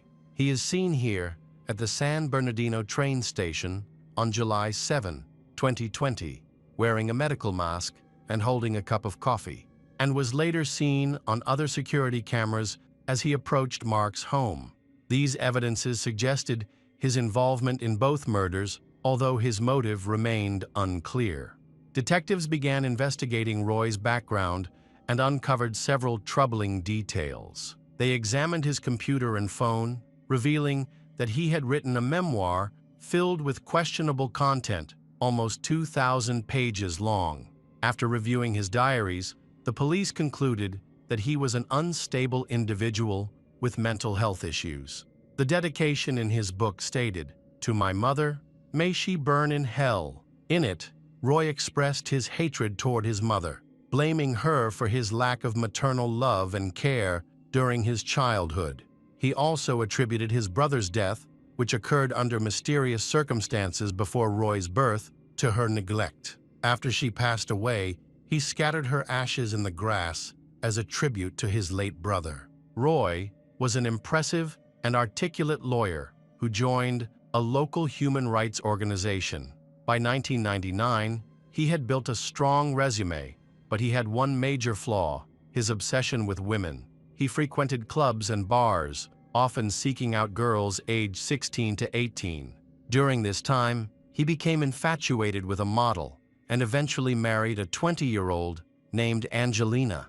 After moving to the United States together, their relationship quickly became troubled. They soon filed for divorce, each accusing the other of abuse. Roy's memoir included many sexist and racist comments, revealing his misogynistic views, which suggests that his wife's claims of abuse may have had some basis in reality. In his journal, Roy expressed deep anger toward women, especially his ex-wife, whom he labeled a stripper with questionable morals. He felt used by her, believing she had taken advantage of him to obtain her green card before leaving him after a challenging divorce. This contributed to Roy developing a hatred for all women and becoming a strong advocate for men's rights. He initiated multiple lawsuits to protect men's interests, targeting places like bars and clubs that allowed women free entry. He also sued Columbia University, his former school, accusing it of being sexist. Although he lost these legal battles, he continued to passionately advocate for men's rights. Thus, it was surprising that his first murder victim was Mark, a fellow men's rights activist and anti-feminist lawyer who seemingly shared Roy's views. To understand the motive behind the murder, police interviewed Roy's former colleagues. They revealed that Roy believed Mark was infringing on his legal territory, as both were part of the same community fighting for men's rights. This community sought to promote equality between men and women while opposing any form of insult or degradation. However, Roy had been expelled from this group due to his inappropriate behavior. Members of the coalition rejected the misogyny that Roy displayed. After his divorce, Roy was facing significant personal issues, and his professional life was deteriorating as well. He lost numerous legal cases, went bankrupt, and fell into alcoholism. There were also rumors about his substance use. Despite these struggles, Roy viewed himself as a public figure and often shared odd videos online, displaying erratic behavior, including episodes of anger. While many people dismissed his actions, those close to him realized that he was in an alarming state, but no one intervened in time. In 2018, Roy announced on social media that he had been diagnosed with terminal melanoma. He expressed frustration over not receiving adequate medical assistance and even sued the hospital for negligence. The case was dismissed. It appeared that Roy was seeking public attention or trying to explain his professional setbacks. He continued this behavior until July 2020. Meanwhile, Mark and Esther were experiencing career success, frequently appearing on television and gaining popularity. Despite their rising careers, neither Mark nor Esther nor their colleagues viewed Roy as a threat. He did not attend men's rights conferences, did not make threats, and had limited interactions with potential victims, so no one suspected he posed any danger. The night before the crime, Roy lost another case. After he filed an appeal, Judge Esther Salas denied his motion, and he was later removed from the case when the client switched lawyers. Frustrated, he wrote an angry journal entry, criticizing Judge Esther for being lazy and incompetent. Possibly this became the turning point for the murder, but primarily, he decided to eliminate his competitor, Mark. Now, the motives for the crime became clear. The next victims of this tragedy were Daniel and his father, Mark. Daniel's father thought that Roy's first bullet was meant for him, but Daniel bravely defended his father and lost his life in the process. In reality, Mark suffered 3 serious injuries and spent a long time in the hospital. Thankfully, none were life-threatening. He pleaded with the police to find the person responsible for his son's death. Fortunately, the criminal did not harm anyone else and eventually took his own life with the same weapon he used to kill his two victims. On the last day of his life, Roy went to the Catskill Mountains that later became his burial site. This location is famous for trout fishing and is surrounded by luxurious homes. The FBI discovered that Roy had spent his childhood at a nearby refugee camp, suggesting that this place held significant meaning for him, possibly representing the happiest times of his life. As the police examined Roy's troubling notes, they found a list of names that included lawyers, prominent doctors, and other medical professionals who appeared to be next on his list. Detectives noted that none of the individuals on the list had been harmed by Roy except for two previous victims. It seemed he may have intended to target them, but changed his mind, possibly due to a decline in his health, which ultimately led him to take his own life. Investigators were still uncertain if he acted alone or had accomplices. They alerted everyone on the list about the potential danger in case Roy's associates became active. The individuals were scared and requested protection.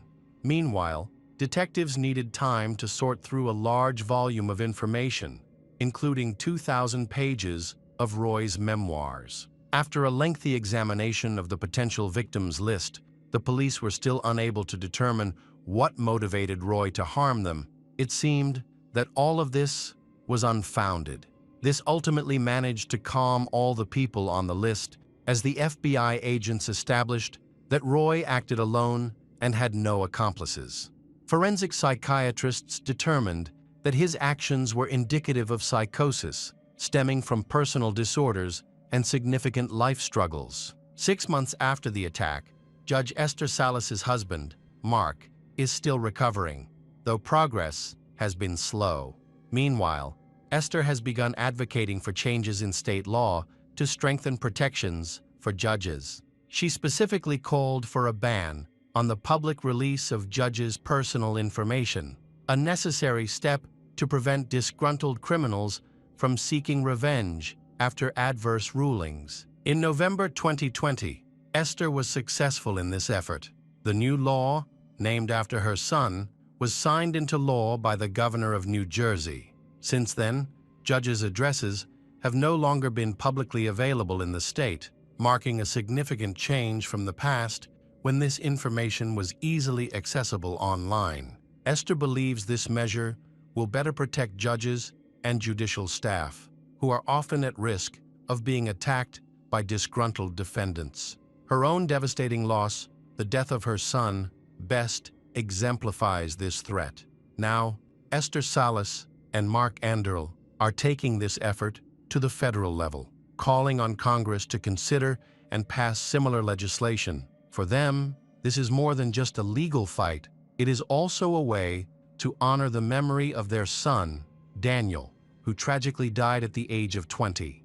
They view Daniel's death as a cowardly act of revenge and are determined to use this loss as motivation to push for justice and protect others in the future.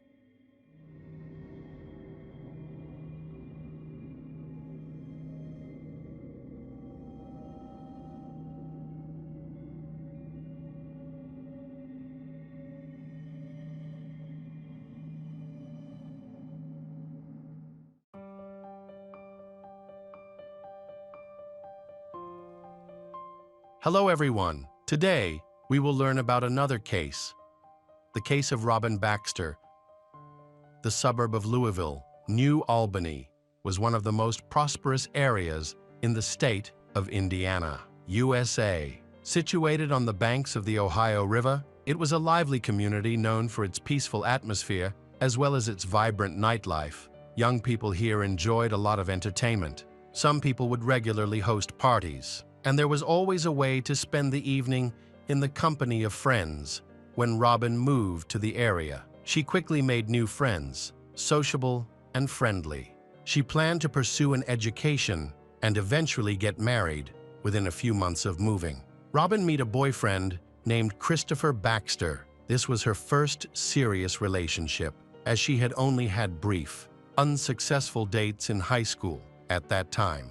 Robin was focused on her college studies and not too concerned about dating, however. Everything changed when Christopher entered her life. He was older, and despite her youth and inexperience, she managed to connect with him emotionally. They began dating and eventually got married. After their wedding, Robin found a job while continuing her studies, planning to have children with her husband. Then, in mid-June 1990, Robin suddenly disappeared for several days. Christopher tried to contact her by phone, but received no answer. Christopher reached out to her family in hopes of finding her. He explained that they had argued the night before, and when he woke up the next morning, she was gone. Christopher suspected that Robin had gone to stay with her parents after their fight. He wanted to apologize and bring her back home, but her family confirmed that she was not with them. Both he and Robin's family grew increasingly worried. The news that her husband didn't know where Robin was raised serious concerns.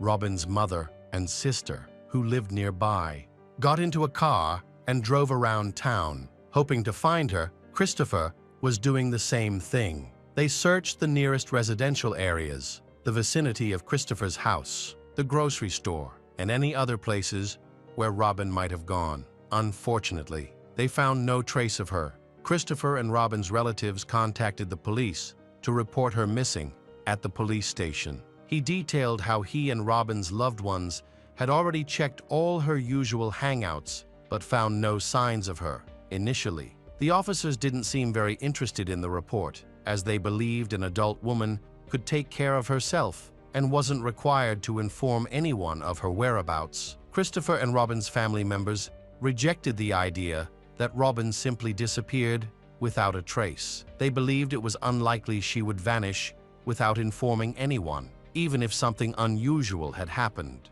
she would have likely reached out to her family at the first opportunity. Eventually, her family convinced the police that Robin might be in danger, which prompted them to begin a search for her, worried that the police might not act quickly enough.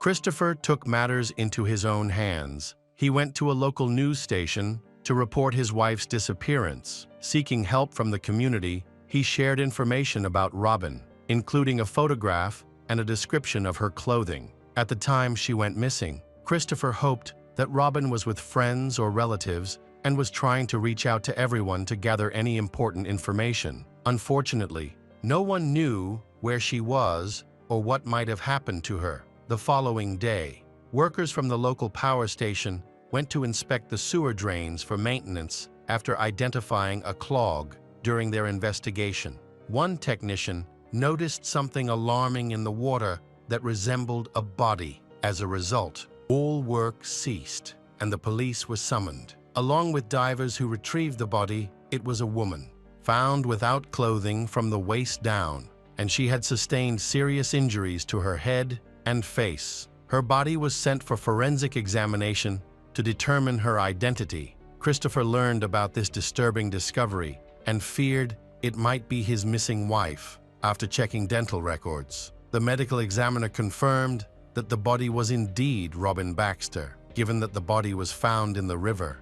Law enforcement initially considered the possibility of end one's own life. Suspecting that the woman might have drowned, they contacted Christopher to see if Robin could have taken her own life. However, Christopher stated that this was impossible, as Robin was afraid of water and could not swim. Even if she had been feeling desperate, he believed she would not have chosen that method. Christopher asserted that Robin did not have any mental health issues and was generally cheerful. With a bright future ahead of her, he was convinced that she had been murdered and that her body had been disposed of in the water. In a news conference, Christopher expressed his suspicions and stated that the person responsible for his wife's death would be brought to justice. Christopher informed her relatives about the tragic news, leaving everyone in shock. The severity of the situation was overwhelming for them based on the lack of clothing found. It appeared that Robin may have been abused and possibly fought back, which could have led to her death. This was a devastating blow for the entire family, as they never imagined such a turn of events The medical examiner discovered multiple blunt force injuries on her head and face. The cause of death was identified as a traumatic brain injury caused by a severe blow to the back of her head, resulting in internal bleeding. It was determined that Robin had been repeatedly beaten before her body was disposed of in the river. The medical examiner indicated that she likely died before entering the water, as no water was found in her lungs. The possibility of abuse was quickly ruled out. No evidence was discovered. Detectives also dismissed the possibility of voluntary end her life. This was clearly ruled a murder, with evidence suggesting an attempted cover-up that hinted at an abuse to mislead the investigation. Detectives pieced together the events of the day. Robin disappeared and found that she had planned to attend a party hosted by her friends Douglas, Stephen, and Rick, who lived nearby. Witnesses confirmed that Robin did attend the party. Investigators discovered that all three men had minor legal issues in the past, but none were violent. They lived together to share living expenses. Her husband was familiar with them and distrusted them. Believing they were dangerous, he suspected that one or all of them were involved in her disappearance. Christopher even went to their house to confront them about Robin, but they denied any wrongdoing. Detectives later questioned Douglas, Stephen, and Rick individually. Each provided the same alibi, supporting one another's accounts and confirming that Robin was indeed at the party that evening. They stated there were no conflicts and that she was socializing with others. After 8 p.m., they claimed she simply left, and no one knew what happened to her afterward. The men spoke in a way that seemed consistent, repeating each other's statements without contradicting themselves. Even when faced with the detectives' tactics, however, it was possible that they had conspired to protect one another. At that time, law enforcement had no evidence against them, so they were released but remained on the list of suspects. Their statements led detectives to a new lead. That evening, the victim had spent significant time with one of the men. Eventually, she left the gathering with a person named Eugene, a friend and former friend from school. The police interviewed him, and he claimed he had walked Robin home because it was late. But could there be something more concerning behind this? Following this, a lengthy investigation phase began, during which detectives collected and analyzed information. The public's mood was tense. Residents feared that a dangerous criminal was on the loose in New Albany, creating a sense of insecurity. The motive for the crime was unclear, and there were no solid leads, heightening concerns about potential new victims. Amid this uncertainty, numerous rumors began to circulate, given the circumstances surrounding the party.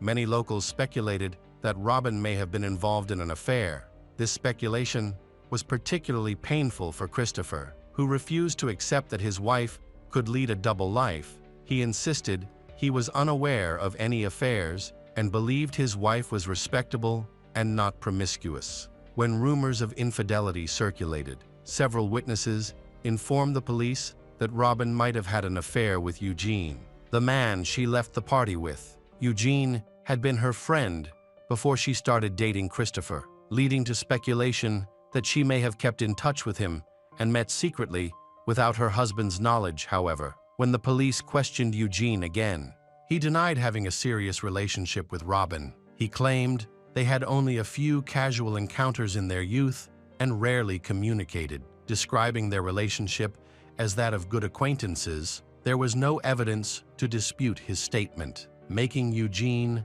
an unlikely suspect. As he had no motive to harm her, detectives also received a tip from an anonymous source stating that on the night of Robin's disappearance, she was in a car with 3 men, including Rick, Stephen, and another man. The witness reported seeing the men making unwanted advances toward her, but Robin rejected them and appeared to be trying to escape. However, the witness did not see how the situation concluded. When questioned again at the police station, the men confirmed they had been in the car with Robin until Eugene arrived, insisting that there was no harassment involved. The men claimed they lived together in a partnership that was more serious than friendship.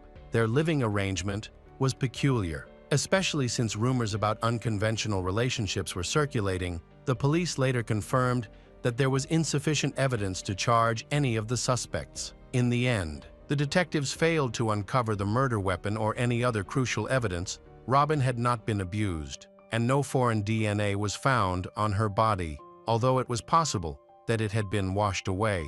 The case went cold. There were attempts to reopen the investigation and analyze the collected information with new technology, but no progress was made until 2011. That year, a new officer transferred from the patrol division to the Criminal Investigations Department, where his father had worked for 35 years and had become somewhat of a legend. For him, getting this role was a great privilege, so he was committed to investigating the case diligently and seeking justice. He had heard about Robin Baxter, who had gone missing in 1990. The investigator reviewed all the collected information again. From the start, the investigator was puzzled as to why the case remained unresolved. Many suspects had alibis and were released without further questioning.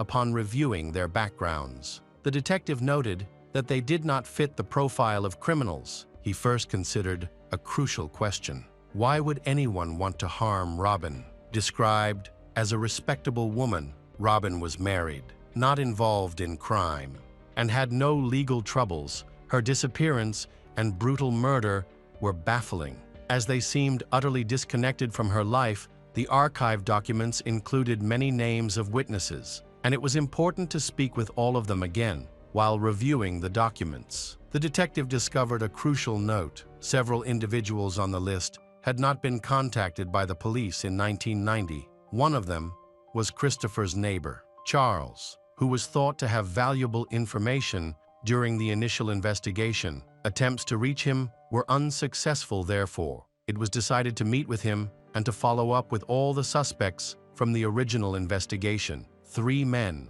Douglas, Rick, and Stephen, were the primary suspects, but the investigator was disappointed to find that all of them had died from AIDS. Despite this, further investigation showed that none of them had a motive for the attack. They are gay, which made them unlikely suspects in Robin's murder. Although she had interacted with them often, their relationship was strictly platonic. Eugene, Robin's ex-friend, remained a suspect in the case. As the police examined the evidence, they began to focus more on Robin's husband, Christopher. The brutality of the attack suggested that the killer was likely familiar with the victim. It appeared that there was a personal motive behind the murder, possibly stemming from jealousy or revenge. The detective suspected that both Christopher and Eugene might have been involved in a love triangle, giving them both reasons for a violent confrontation. There were also rumors that Robin had been having an affair, prompting the investigator to look for connections between the suspects and the crime.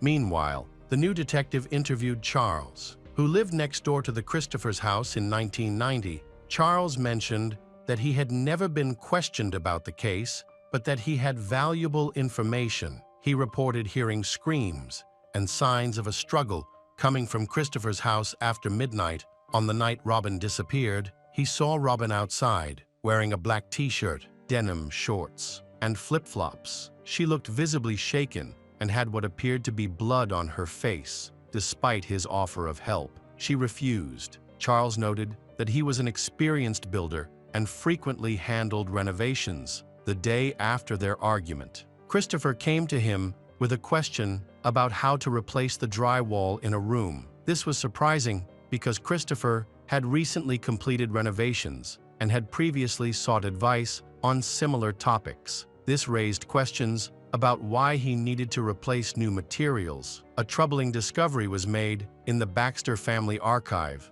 a photograph showing Christopher with a metal rod. Robin's relatives claimed he referred to it as his equalizer, which he kept by his bed for self-defense against potential attacks. This equalizer mysteriously vanished and has never been located. Detectives now had information suggesting that Christopher was likely responsible for his wife's death, possibly using the metal rod to beat her. It appeared that Christopher had to replace the drywall because the murder took place in their bedroom, which was left stained with blood, and he wanted to eliminate the evidence by starting renovations. While this theory seemed reasonable, concrete evidence was needed to charge him.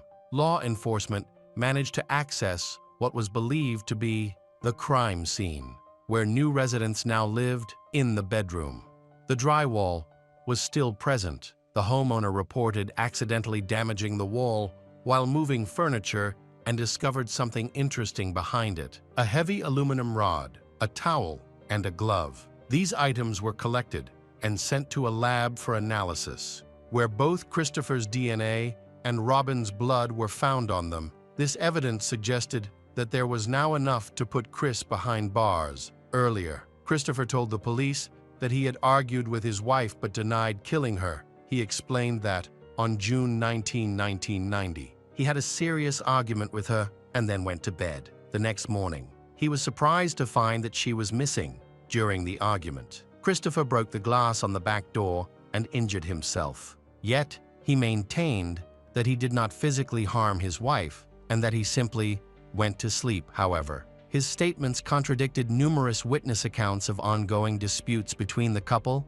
Many people believed that Christopher regularly abused her and showed cruelty in their marriage, despite past claims that nothing happened and that his wife had just run away after their fight. New evidence emerged after a possible murder weapon was found: a metal rod. The investigator visited the widow to discuss a case that had been reopened after 20 years. People close to the suspect reported that he often made strange comments, particularly when he was drinking, which suggested he felt guilty about her death. On February 2, 2012, Christopher Baxter was arrested and charged with murder. He became anxious during the arrest, raised his hands, and requested a lawyer, refusing to confess to the crime. During questioning, he claimed that he had a heated argument with his wife on the night she disappeared. Both he and his wife, Robin, had been drinking after attending a party. After Robin was driven home by Eugene, he accused her of cheating, which made him extremely angry. Eventually, he went to sleep, however. According to a neighbor's testimony and the prosecution's perspective, the situation escalated into a violent confrontation. He allegedly picked up a metal rod from near the wall and struck his wife multiple times in the head and face. Robin ran out into the street, where a neighbor noticed her distress. However, her husband was unable to calm down and pursued her, eventually picking her up in his car instead of taking her home. They drove to the Ohio River, where their argument continued. Tragically, Robin received a severe blow to the back of her head, which caused her to lose consciousness and die shortly after. To cover up his actions, Christopher disposed of her body by throwing it into the river from a bridge, removing her pants and underwear to make it look like the abuse had occurred. This case has finally come to light. The trial began as a challenging case, facing numerous delays for various reasons. There were also issues with some pieces of evidence. Despite this, the trial proceeded, and throughout the process, Christopher never admitted to any wrongdoing. The prosecution presented testimony from several witnesses who reported hearing frequent screaming coming from the Baxter home, leading them to believe that Christopher frequently assaulted Robin. In contrast, Christopher's lawyer argued that these accusations were fabricated and that the authorities were simply trying to resolve the case by any means. The prosecution argued that the number and severity of Robin's injuries suggested premeditated murder, pointing out that only Christopher had a motive against her. The jury ultimately sided with the prosecution, resulting in Christopher Baxter being sentenced to 55 years in prison. The defense continued to fight and submitted multiple appeals. After 22 years of freedom, the killer was finally sentenced to a long prison term. The reason the police could not prove his guilt from the start may be because Christopher portrayed himself as a grieving widower, making people not suspect him of involvement in the crime. Christopher appealed various aspects of the 1990 sentencing law. Ultimately, his sentence was reduced to 40 years, however. He was released early in August 2020 and has been keen to keep his life out of the spotlight ever since.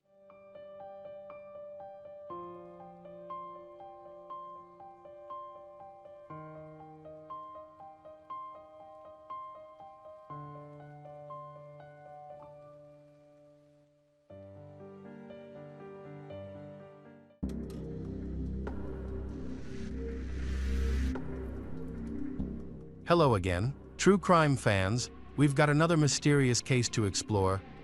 The case of Lois Heather Mack. Lois Heather Mack was born in 1995 to the famous musician and composer James Mack and his wife, Sheila Von Weiss, as their only child. She received all the attention from her parents, coming from a wealthy family. Heather enjoyed a comfortable lifestyle and had access to everything she wanted. The family was very close-knit, like many other happy families, and they often went on vacation together. However, in 2001, when Heather was only 6 years old, they went on a cruise with Royal Caribbean. During the trip, James injured his leg. Unfortunately, the doctor on board was not very specialized, and when James finally received adequate medical care, he was left partially paralyzed. He later filed a lawsuit against the company, which was only settled after more than 10 years in the last years of his life. James bravely fought colon cancer despite these hardships. Family vacations remained a cherished tradition for them. In 2006, James died at the age of 77 from a pulmonary embolism in his hotel room while on vacation in Athens. After his death, his wife, Sheila, took his body to a Greek morgue and then continued their vacation in Santorini with their daughter, Heather. During this time, Heather, who was then 10 years old, began to develop negative feelings toward her mother. It is possible that the emotional turmoil stemmed from the death of her father just 5 days before his death. James's will named Heather as the sole heir to his multi-million-dollar fortune. However, in 2011, a lawsuit that James had filed against a cruise line for the incident that left him paralyzed was settled, resulting in a $5 million payout to Heather according to the will. Despite this, the judge awarded $500 of that money to Sheila over time. The relationship between mother and daughter became increasingly strained. Heather began skipping school and hanging out with a bad group of friends. She started stealing and rebelling against her mother over petty issues, even running away from home at night. While some might consider this behavior typical teenage rebellion, Heather's actions escalated. She stole money from her mother during arguments and spent large sums of money on a room in a luxury hotel. Heather's mother, Sheila, confided to friends that Heather frequently attacked her and became increasingly aggressive over the years. She was extremely defiant and cruel to Sheila. After each instance of stealing money or a credit card, the two would get into violent fights. During these arguments, Heather would bite and hit her mother, forcing Sheila to call the police each time. As her daughter's rebellious behavior escalated, Sheila felt increasingly unable to protect herself from the selfish and spoiled teenager. In her senior year, 15-year-old Heather fell in love with Tommy Schaefer, an unemployed young man who claimed to be a rapper. Tommy was raised by his mother alone after his father abandoned the family. According to Tommy's friends, he often lied or exaggerated his story to gain attention. Sheila saw him as a negative influence on her already troubled daughter and openly disapproved of their relationship. Despite Sheila's disapproval, Tommy and Heather bonded over their shared experiences of loss. Tommy had been abandoned by his father as a child, and Heather's father had died when she was 10. Together, they fantasized about spending Heather's inheritance, but Sheila was determined to prevent it. One day,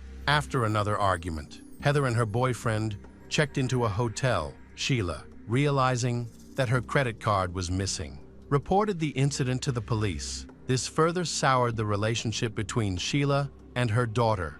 In February 2011, during a heated argument, Heather pushed her mother into the bathroom, causing Sheila to fall and break her arm. After the incident, Heather refused to let her mother call for help and hung up the phone. These actions clearly showed that Heather did not love her mother. She often broke household items, and Sheila's friends knew how difficult it was to control Heather's behavior. In January 2012, after a heated argument, Heather ran away again, breaking plates and picture frames in their home. It was evident that Heather had been arguing with her mother frequently before leaving the house. Despite the constant verbal abuse and attacks, Sheila never chose to press charges against Heather. Even though friends and the police suggested that she do so, Sheila did not want her daughter to get into legal trouble and believed that, over time, Heather would mature and their relationship would gradually improve. Concerned about her daughter,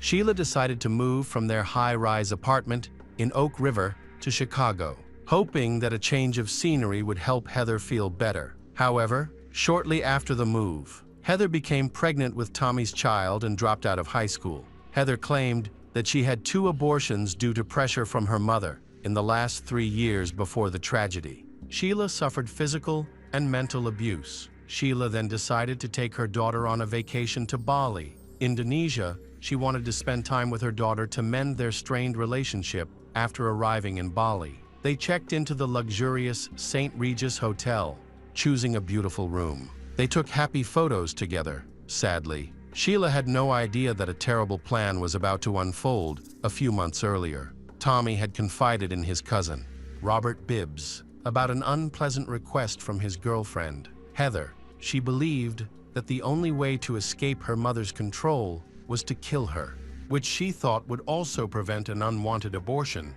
Tommy told Robert that after Sheila died, they would inherit millions of dollars from her. He also said that Heather was planning to hire a hitman to kill Sheila. Although Robert was shocked to hear this, he suggested that Tommy should commit the crime himself instead of hiring someone. The 2 cousins discussed their murder plan via Facebook and SMS. Robert and Tommy had been considering it for a long time, but made the mistake of communicating online, leaving them with a lot of evidence against themselves. Their final plan was for Heather to steal her mother's credit card again to book Tommy's flight and a hotel room where Sheila would stay before leaving for Bali. Sheila wrote a letter to her friend, expressing her concerns about the trip and her daughter's behavior, feeling unsafe. Sheila's friend tried to convince her not to go, emphasizing that the trip would hardly heal their broken relationship.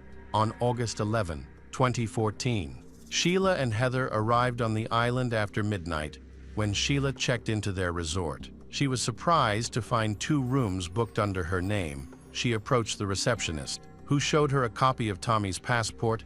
This caused Sheila to confront her daughter, leading to a heated argument in the hotel lobby. Heather insisted that Tommy had come to study, but Sheila was skeptical. She felt that a high school dropout would be unlikely to come to Bali for educational purposes. Tommy arrived at the resort just hours after Heather and her mother. Heather texted Tommy to say that Sheila was still angry, but had eventually fallen asleep. Heather quietly left the room and went to Tommy's room. They walked together down the hotel hallway. Heather then returned to her room, and they exchanged text messages discussing how to deal with Sheila between 4 and 8 a.m. Heather and Tommy exchanged numerous text messages, in which it is believed that Heather had drugged her mother. In the messages, they mentioned that the drugs had not worked, causing Sheila to wake up.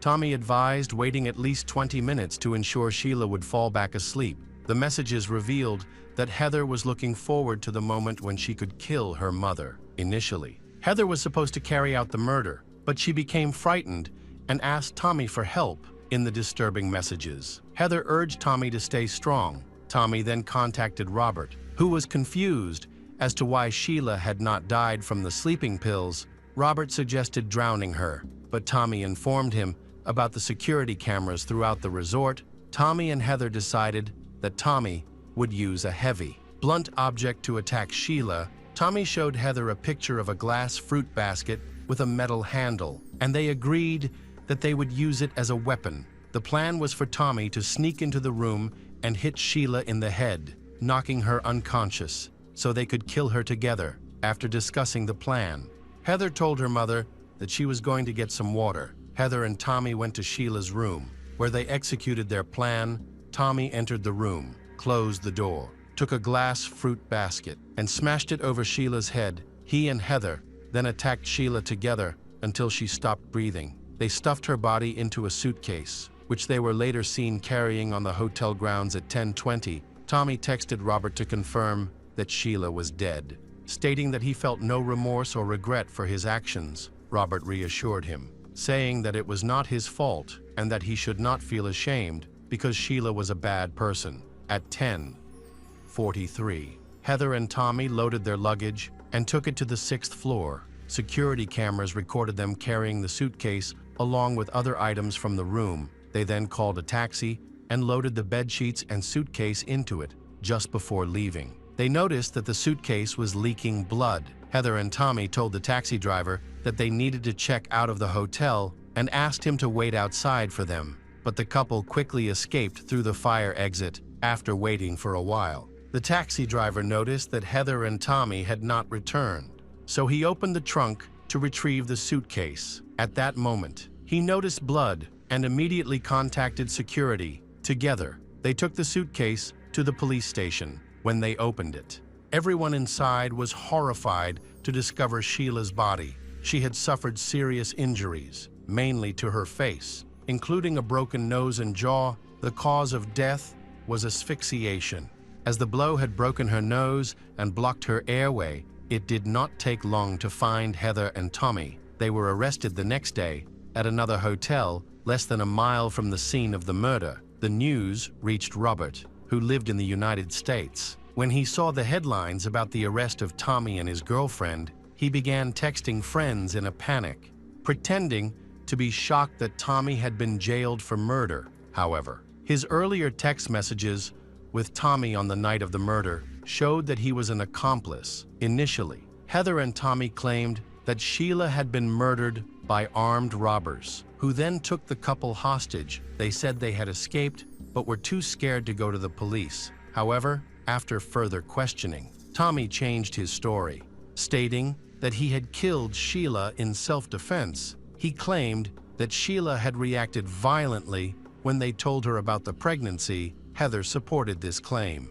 saying that Sheila had been extremely violent during the confrontation. This contradicted police reports, which indicated that Heather had been aggressive in previous incidents with her mother. Heather also claimed that she was not present when Sheila was murdered. In Indonesia, the penalty for murder is death, a fate that Heather greatly dreaded. Her pregnancy helped her avoid the death penalty initially. The police were skeptical about her pregnancy, but after confirmation, she received some prison privileges. In April 2015, Lois Heather Mack was sentenced to 10 years in prison, while Tommy Schaefer received 18 years. Heather's sentence was reduced because she gave birth while in custody, and judges believed her involvement in the murder was less serious than Tommy's. A year later, Robert Bibbs was charged with conspiracy against Sheila. After a trial in June 2017, he was sentenced to 9 years in prison.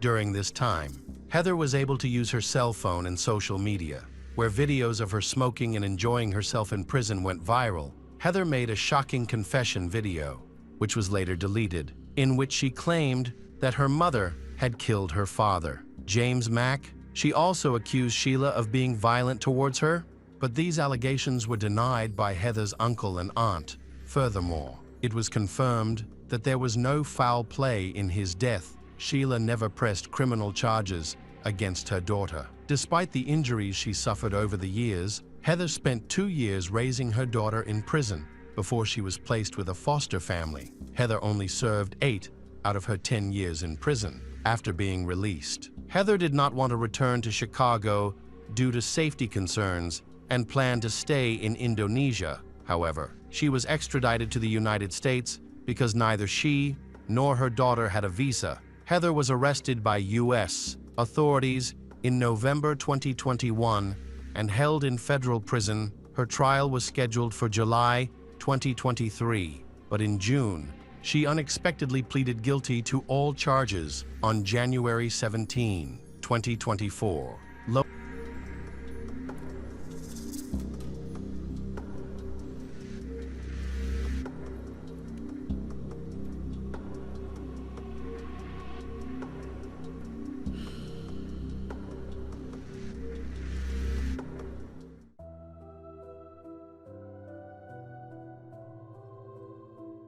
Hello everyone. Today we will learn about another case, the case of Maria Fernanda Quesada.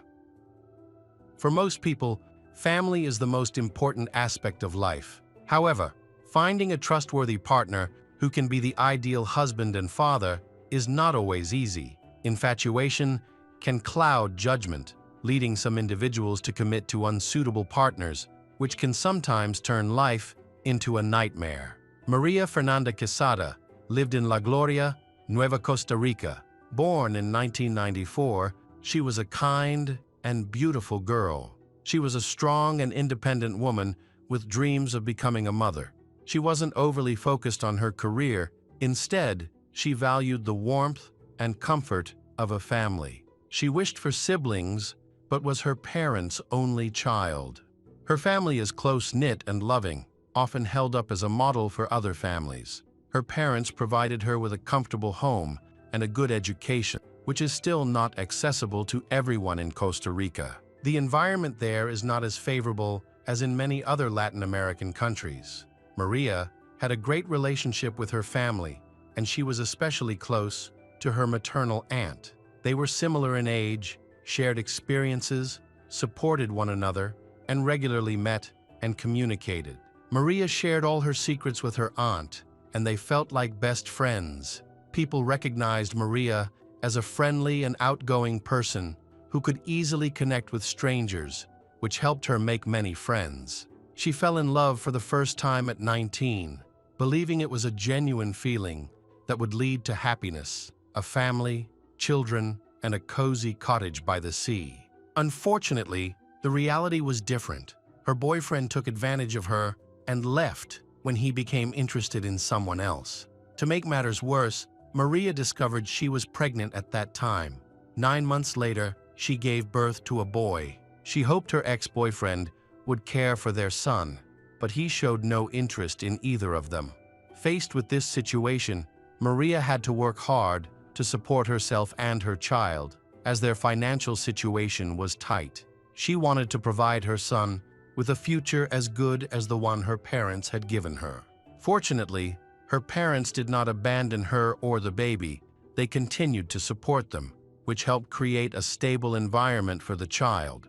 During this challenging time, the family offered her the support she needed. Although it was difficult, they all managed to get through it together. This all took place during a time of advanced technology, which allowed Maria to use a computer and access the internet.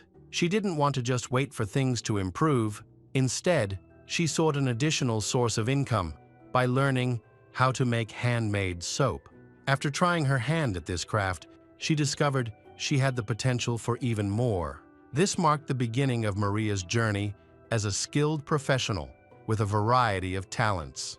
In addition to selling handmade soap to friends and online, she also learned how to do manicures. She created several groups on social media to showcase her skills, and her client base quickly began to expand. Maria dreamed of building her own website and eventually opening a salon.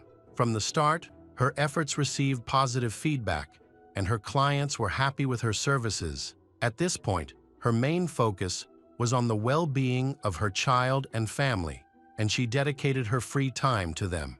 Maria longed for love and a family.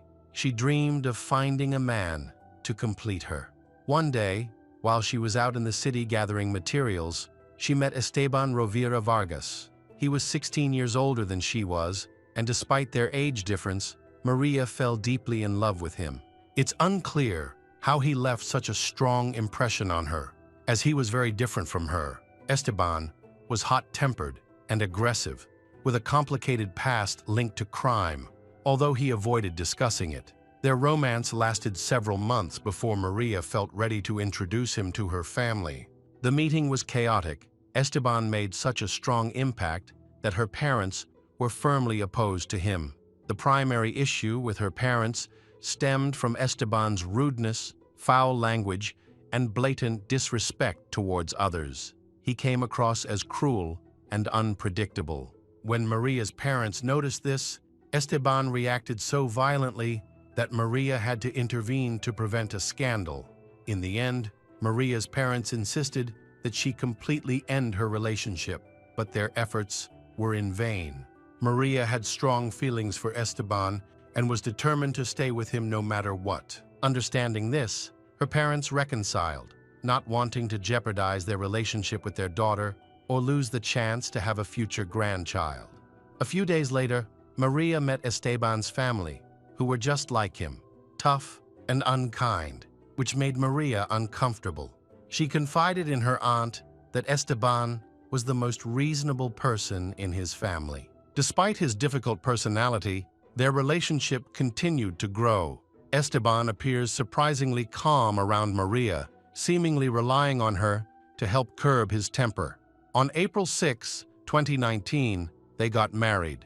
Unfortunately, shortly after the wedding, Esteban revealed that Maria's parents had been right about him. He became increasingly abusive, starting to physically assault her almost immediately. The abuse happened every day, and Maria suffered both physical and emotional torment while trying to keep their new family together. Moreover, she was pregnant with their second child, which made her feel that if she could just hold on, things would improve after the baby was born. Above all, Maria did not want to raise another child without a father. Maria gave birth to her second child in 2020 and became increasingly overwhelmed by the situation. Just before the baby arrived, she moved in with her parents because she could no longer cope and was worried about her health and the baby's safety. After the birth, her husband seemed to have a change of heart. He visited her, sincerely apologized for his past mistakes and the pain he had caused, thanked her for their new son, and promised never to hurt her or argue with her again. Maria believed her plan had worked, but her family, especially her mother and aunt, remained skeptical. They recognized this behavior as typical of manipulators and feared the cycle would repeat. In the following months, Esteban genuinely devoted his free time to Maria and their newborn. He behaved like a caring husband and father, refraining from violence. It appeared that their family life was improving, and they began to share joyful moments together. Esteban also started to spend more time with Maria's older son, who was 7 at the time. However, Maria noticed that he seemed to show more affection for his biological child. Despite this, she felt happy about the positive changes. Esteban even changed jobs, securing a well-paying position as a Spanish teacher in a private school for foreign students, which greatly improved their financial situation. Maria frequently told her friends and family that she was genuinely happy, and even her aunt began to believe it might be true. Maria often kept in touch with her family, sharing that after the birth of their son, Esteban changed drastically. He managed to hide his aggressive and cruel nature, making family life feel like the fairy tale she had always wanted. During this time, they posted many family photos on social media, portraying themselves as happy parents with their children. It appeared to be a happy and healthy family. In this seemingly peaceful environment, more than a year went by. However, Esteban was actually suppressing his anger, which was building up like a tightly wound spring, ready to snap. Eventually, he lost control. He shouted at his wife for no reason and physically harmed her, leaving bruises on her face. Maria, in tears, turned to her relatives to share what had happened. She was reluctant to go to the police, hoping that things would improve and that she could keep the family together for their child's sake. Unfortunately, the situation worsened quickly. After just a few incidents, Esteban began to pressure and torment her even more than he had before the baby was born. Her relatives urged her to end the relationship. Esteban had reverted to the cruel person he had always been, unable to control his inner demons. In December 2021, Maria decided she could no longer endure the abuse. She reported her husband, Esteban. When Maria went to the police station to file her report, she presented fresh bruises on her body.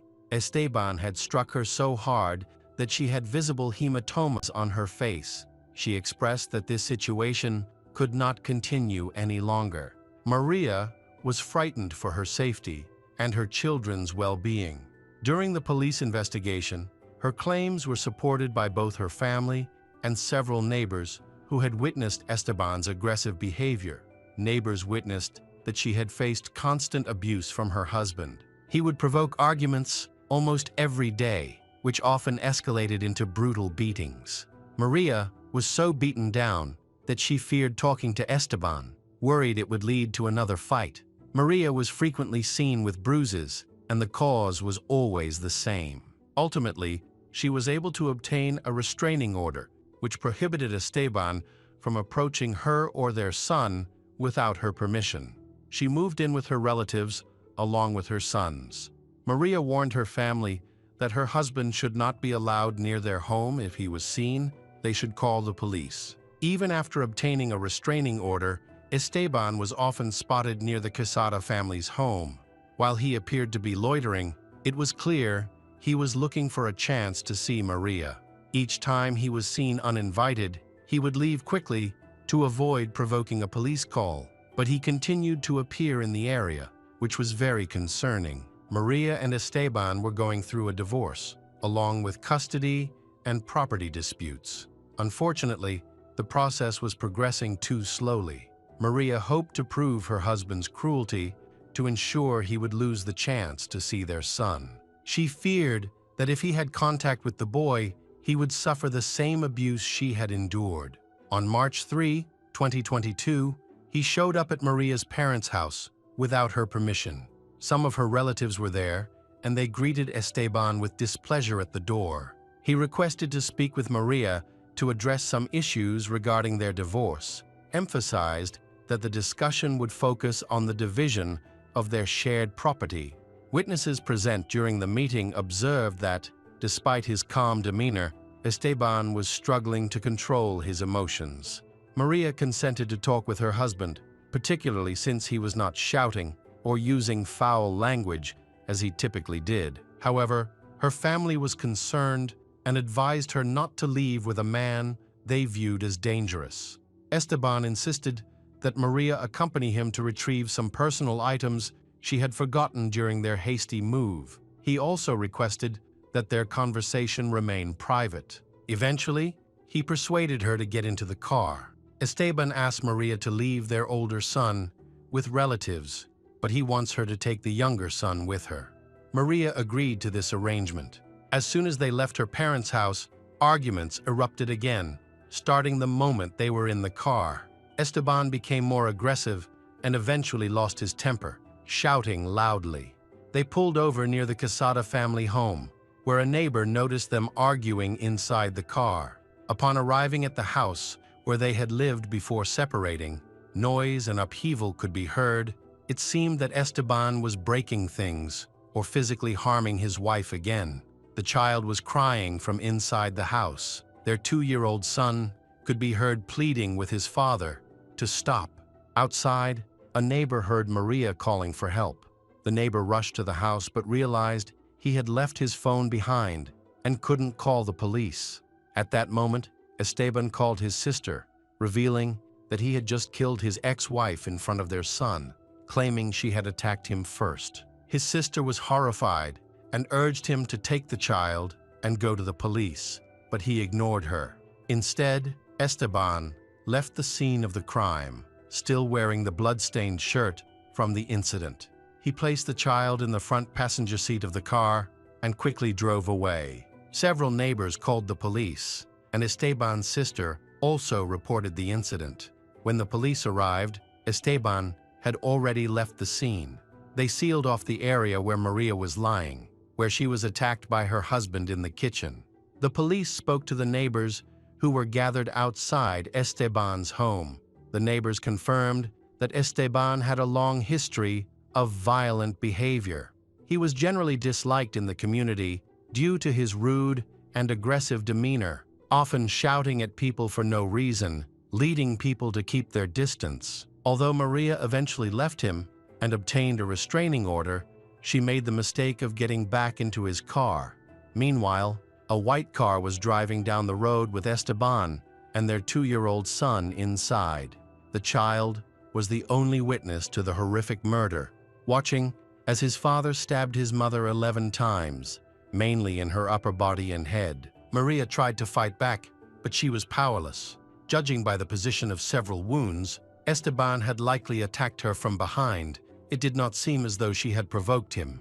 Her desperate attempts to fend off his assault were doomed to fail. Realizing that Esteban was trying to escape with their child, a large-scale operation was organized to capture him.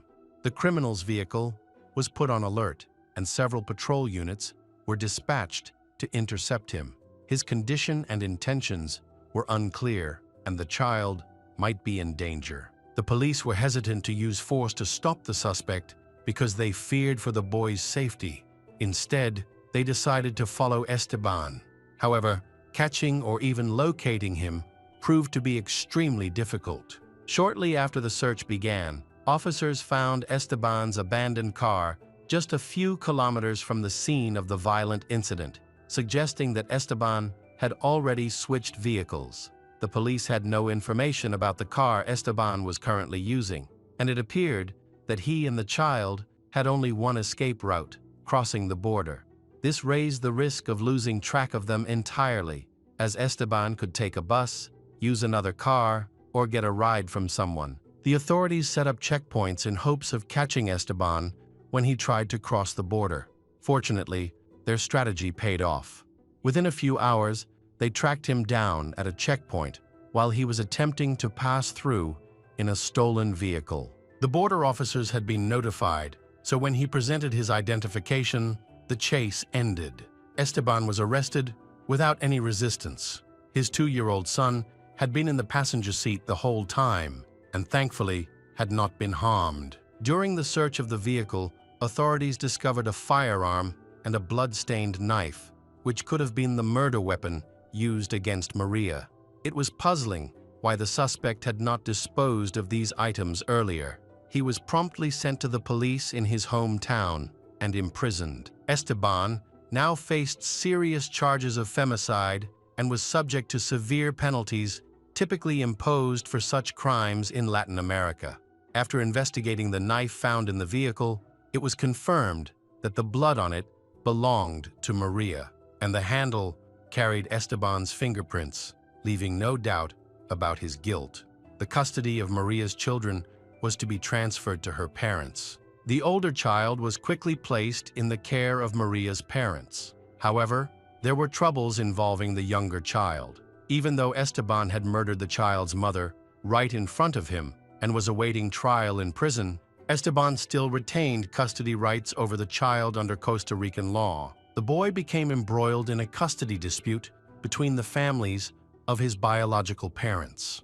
The Vargas family aggressively sought custody, employing questionable tactics. They attempted to discredit Maria, suggesting that this could somehow excuse the murder. They claimed that Maria had neglected her sons for a long time and did not care for them properly. Instead, she pressured Esteban, which led him to lash out at her. Ultimately, they suggested that one day, during a heated argument related to their divorce, Maria attacked Esteban, leaving him no choice but to defend himself with a kitchen knife, resulting in wounds inflicted to stop her. They also attempted to portray Maria's parents negatively, arguing that they were unfit guardians. Maria's relatives had long spoken of her suffering from psychological and physical abuse, with accusations of beatings and threats supported by family, friends, and neighbors. Esteban's family depicted him as a victim, which many found hard to believe. Of course, this was a blatant lie. However, statements from Esteban's relatives complicated the prosecution's investigation, forcing them to challenge these claims and gather evidence to support the Quesada family. As a result, a meeting was held to address the situation, which sparked activism from various feminist groups closely following this troubling case of violence. In March 2023, large protests demonstrated strong support for the victim's family. It was evident that the misleading narrative from Esteban and his relatives did not convince anyone, except perhaps the defense. The public wanted to ensure that the murderer faced severe punishment. Women across the country asserted that a lack of accountability only led to more violent crimes, and the statistics clearly supported their claims. The trial of Esteban Rivera Vargas, who abused his family, resumed in Santa Cruz on March 9, 2023. The prosecution argued that he deliberately killed his wife. In contrast, the defense, supported by Esteban and his family, claimed that he was actually the victim. However, their claims were quickly proven false, as the prosecution presented multiple witnesses, including neighbors, who testified to Esteban's violent behavior. Sadly, Maria's youth and innocence led her to make poor decisions, while the Vargas family's lies were exposed through forensic analysis, which conclusively resolved the case. The nature of Maria's injuries ruled out the possibility that she had attacked Esteban. 2 strikes to her back clearly indicated a planned assault. Esteban had intended to harm her from the outset. Maria's younger son could not serve as a witness due to his age. However, recordings of conversations with their 2-year-old child were presented in court. These recordings revealed that Esteban repeatedly acted aggressively and often assaulted Maria. The older son also testified, corroborating his brother's claims about the violence inflicted by Esteban. Both children were afraid of him, especially the older son, who was not Esteban's biological child and held a strong bias against him. As a result of their traumatic experiences and the loss of their mother, both sons were sent for psychological treatment.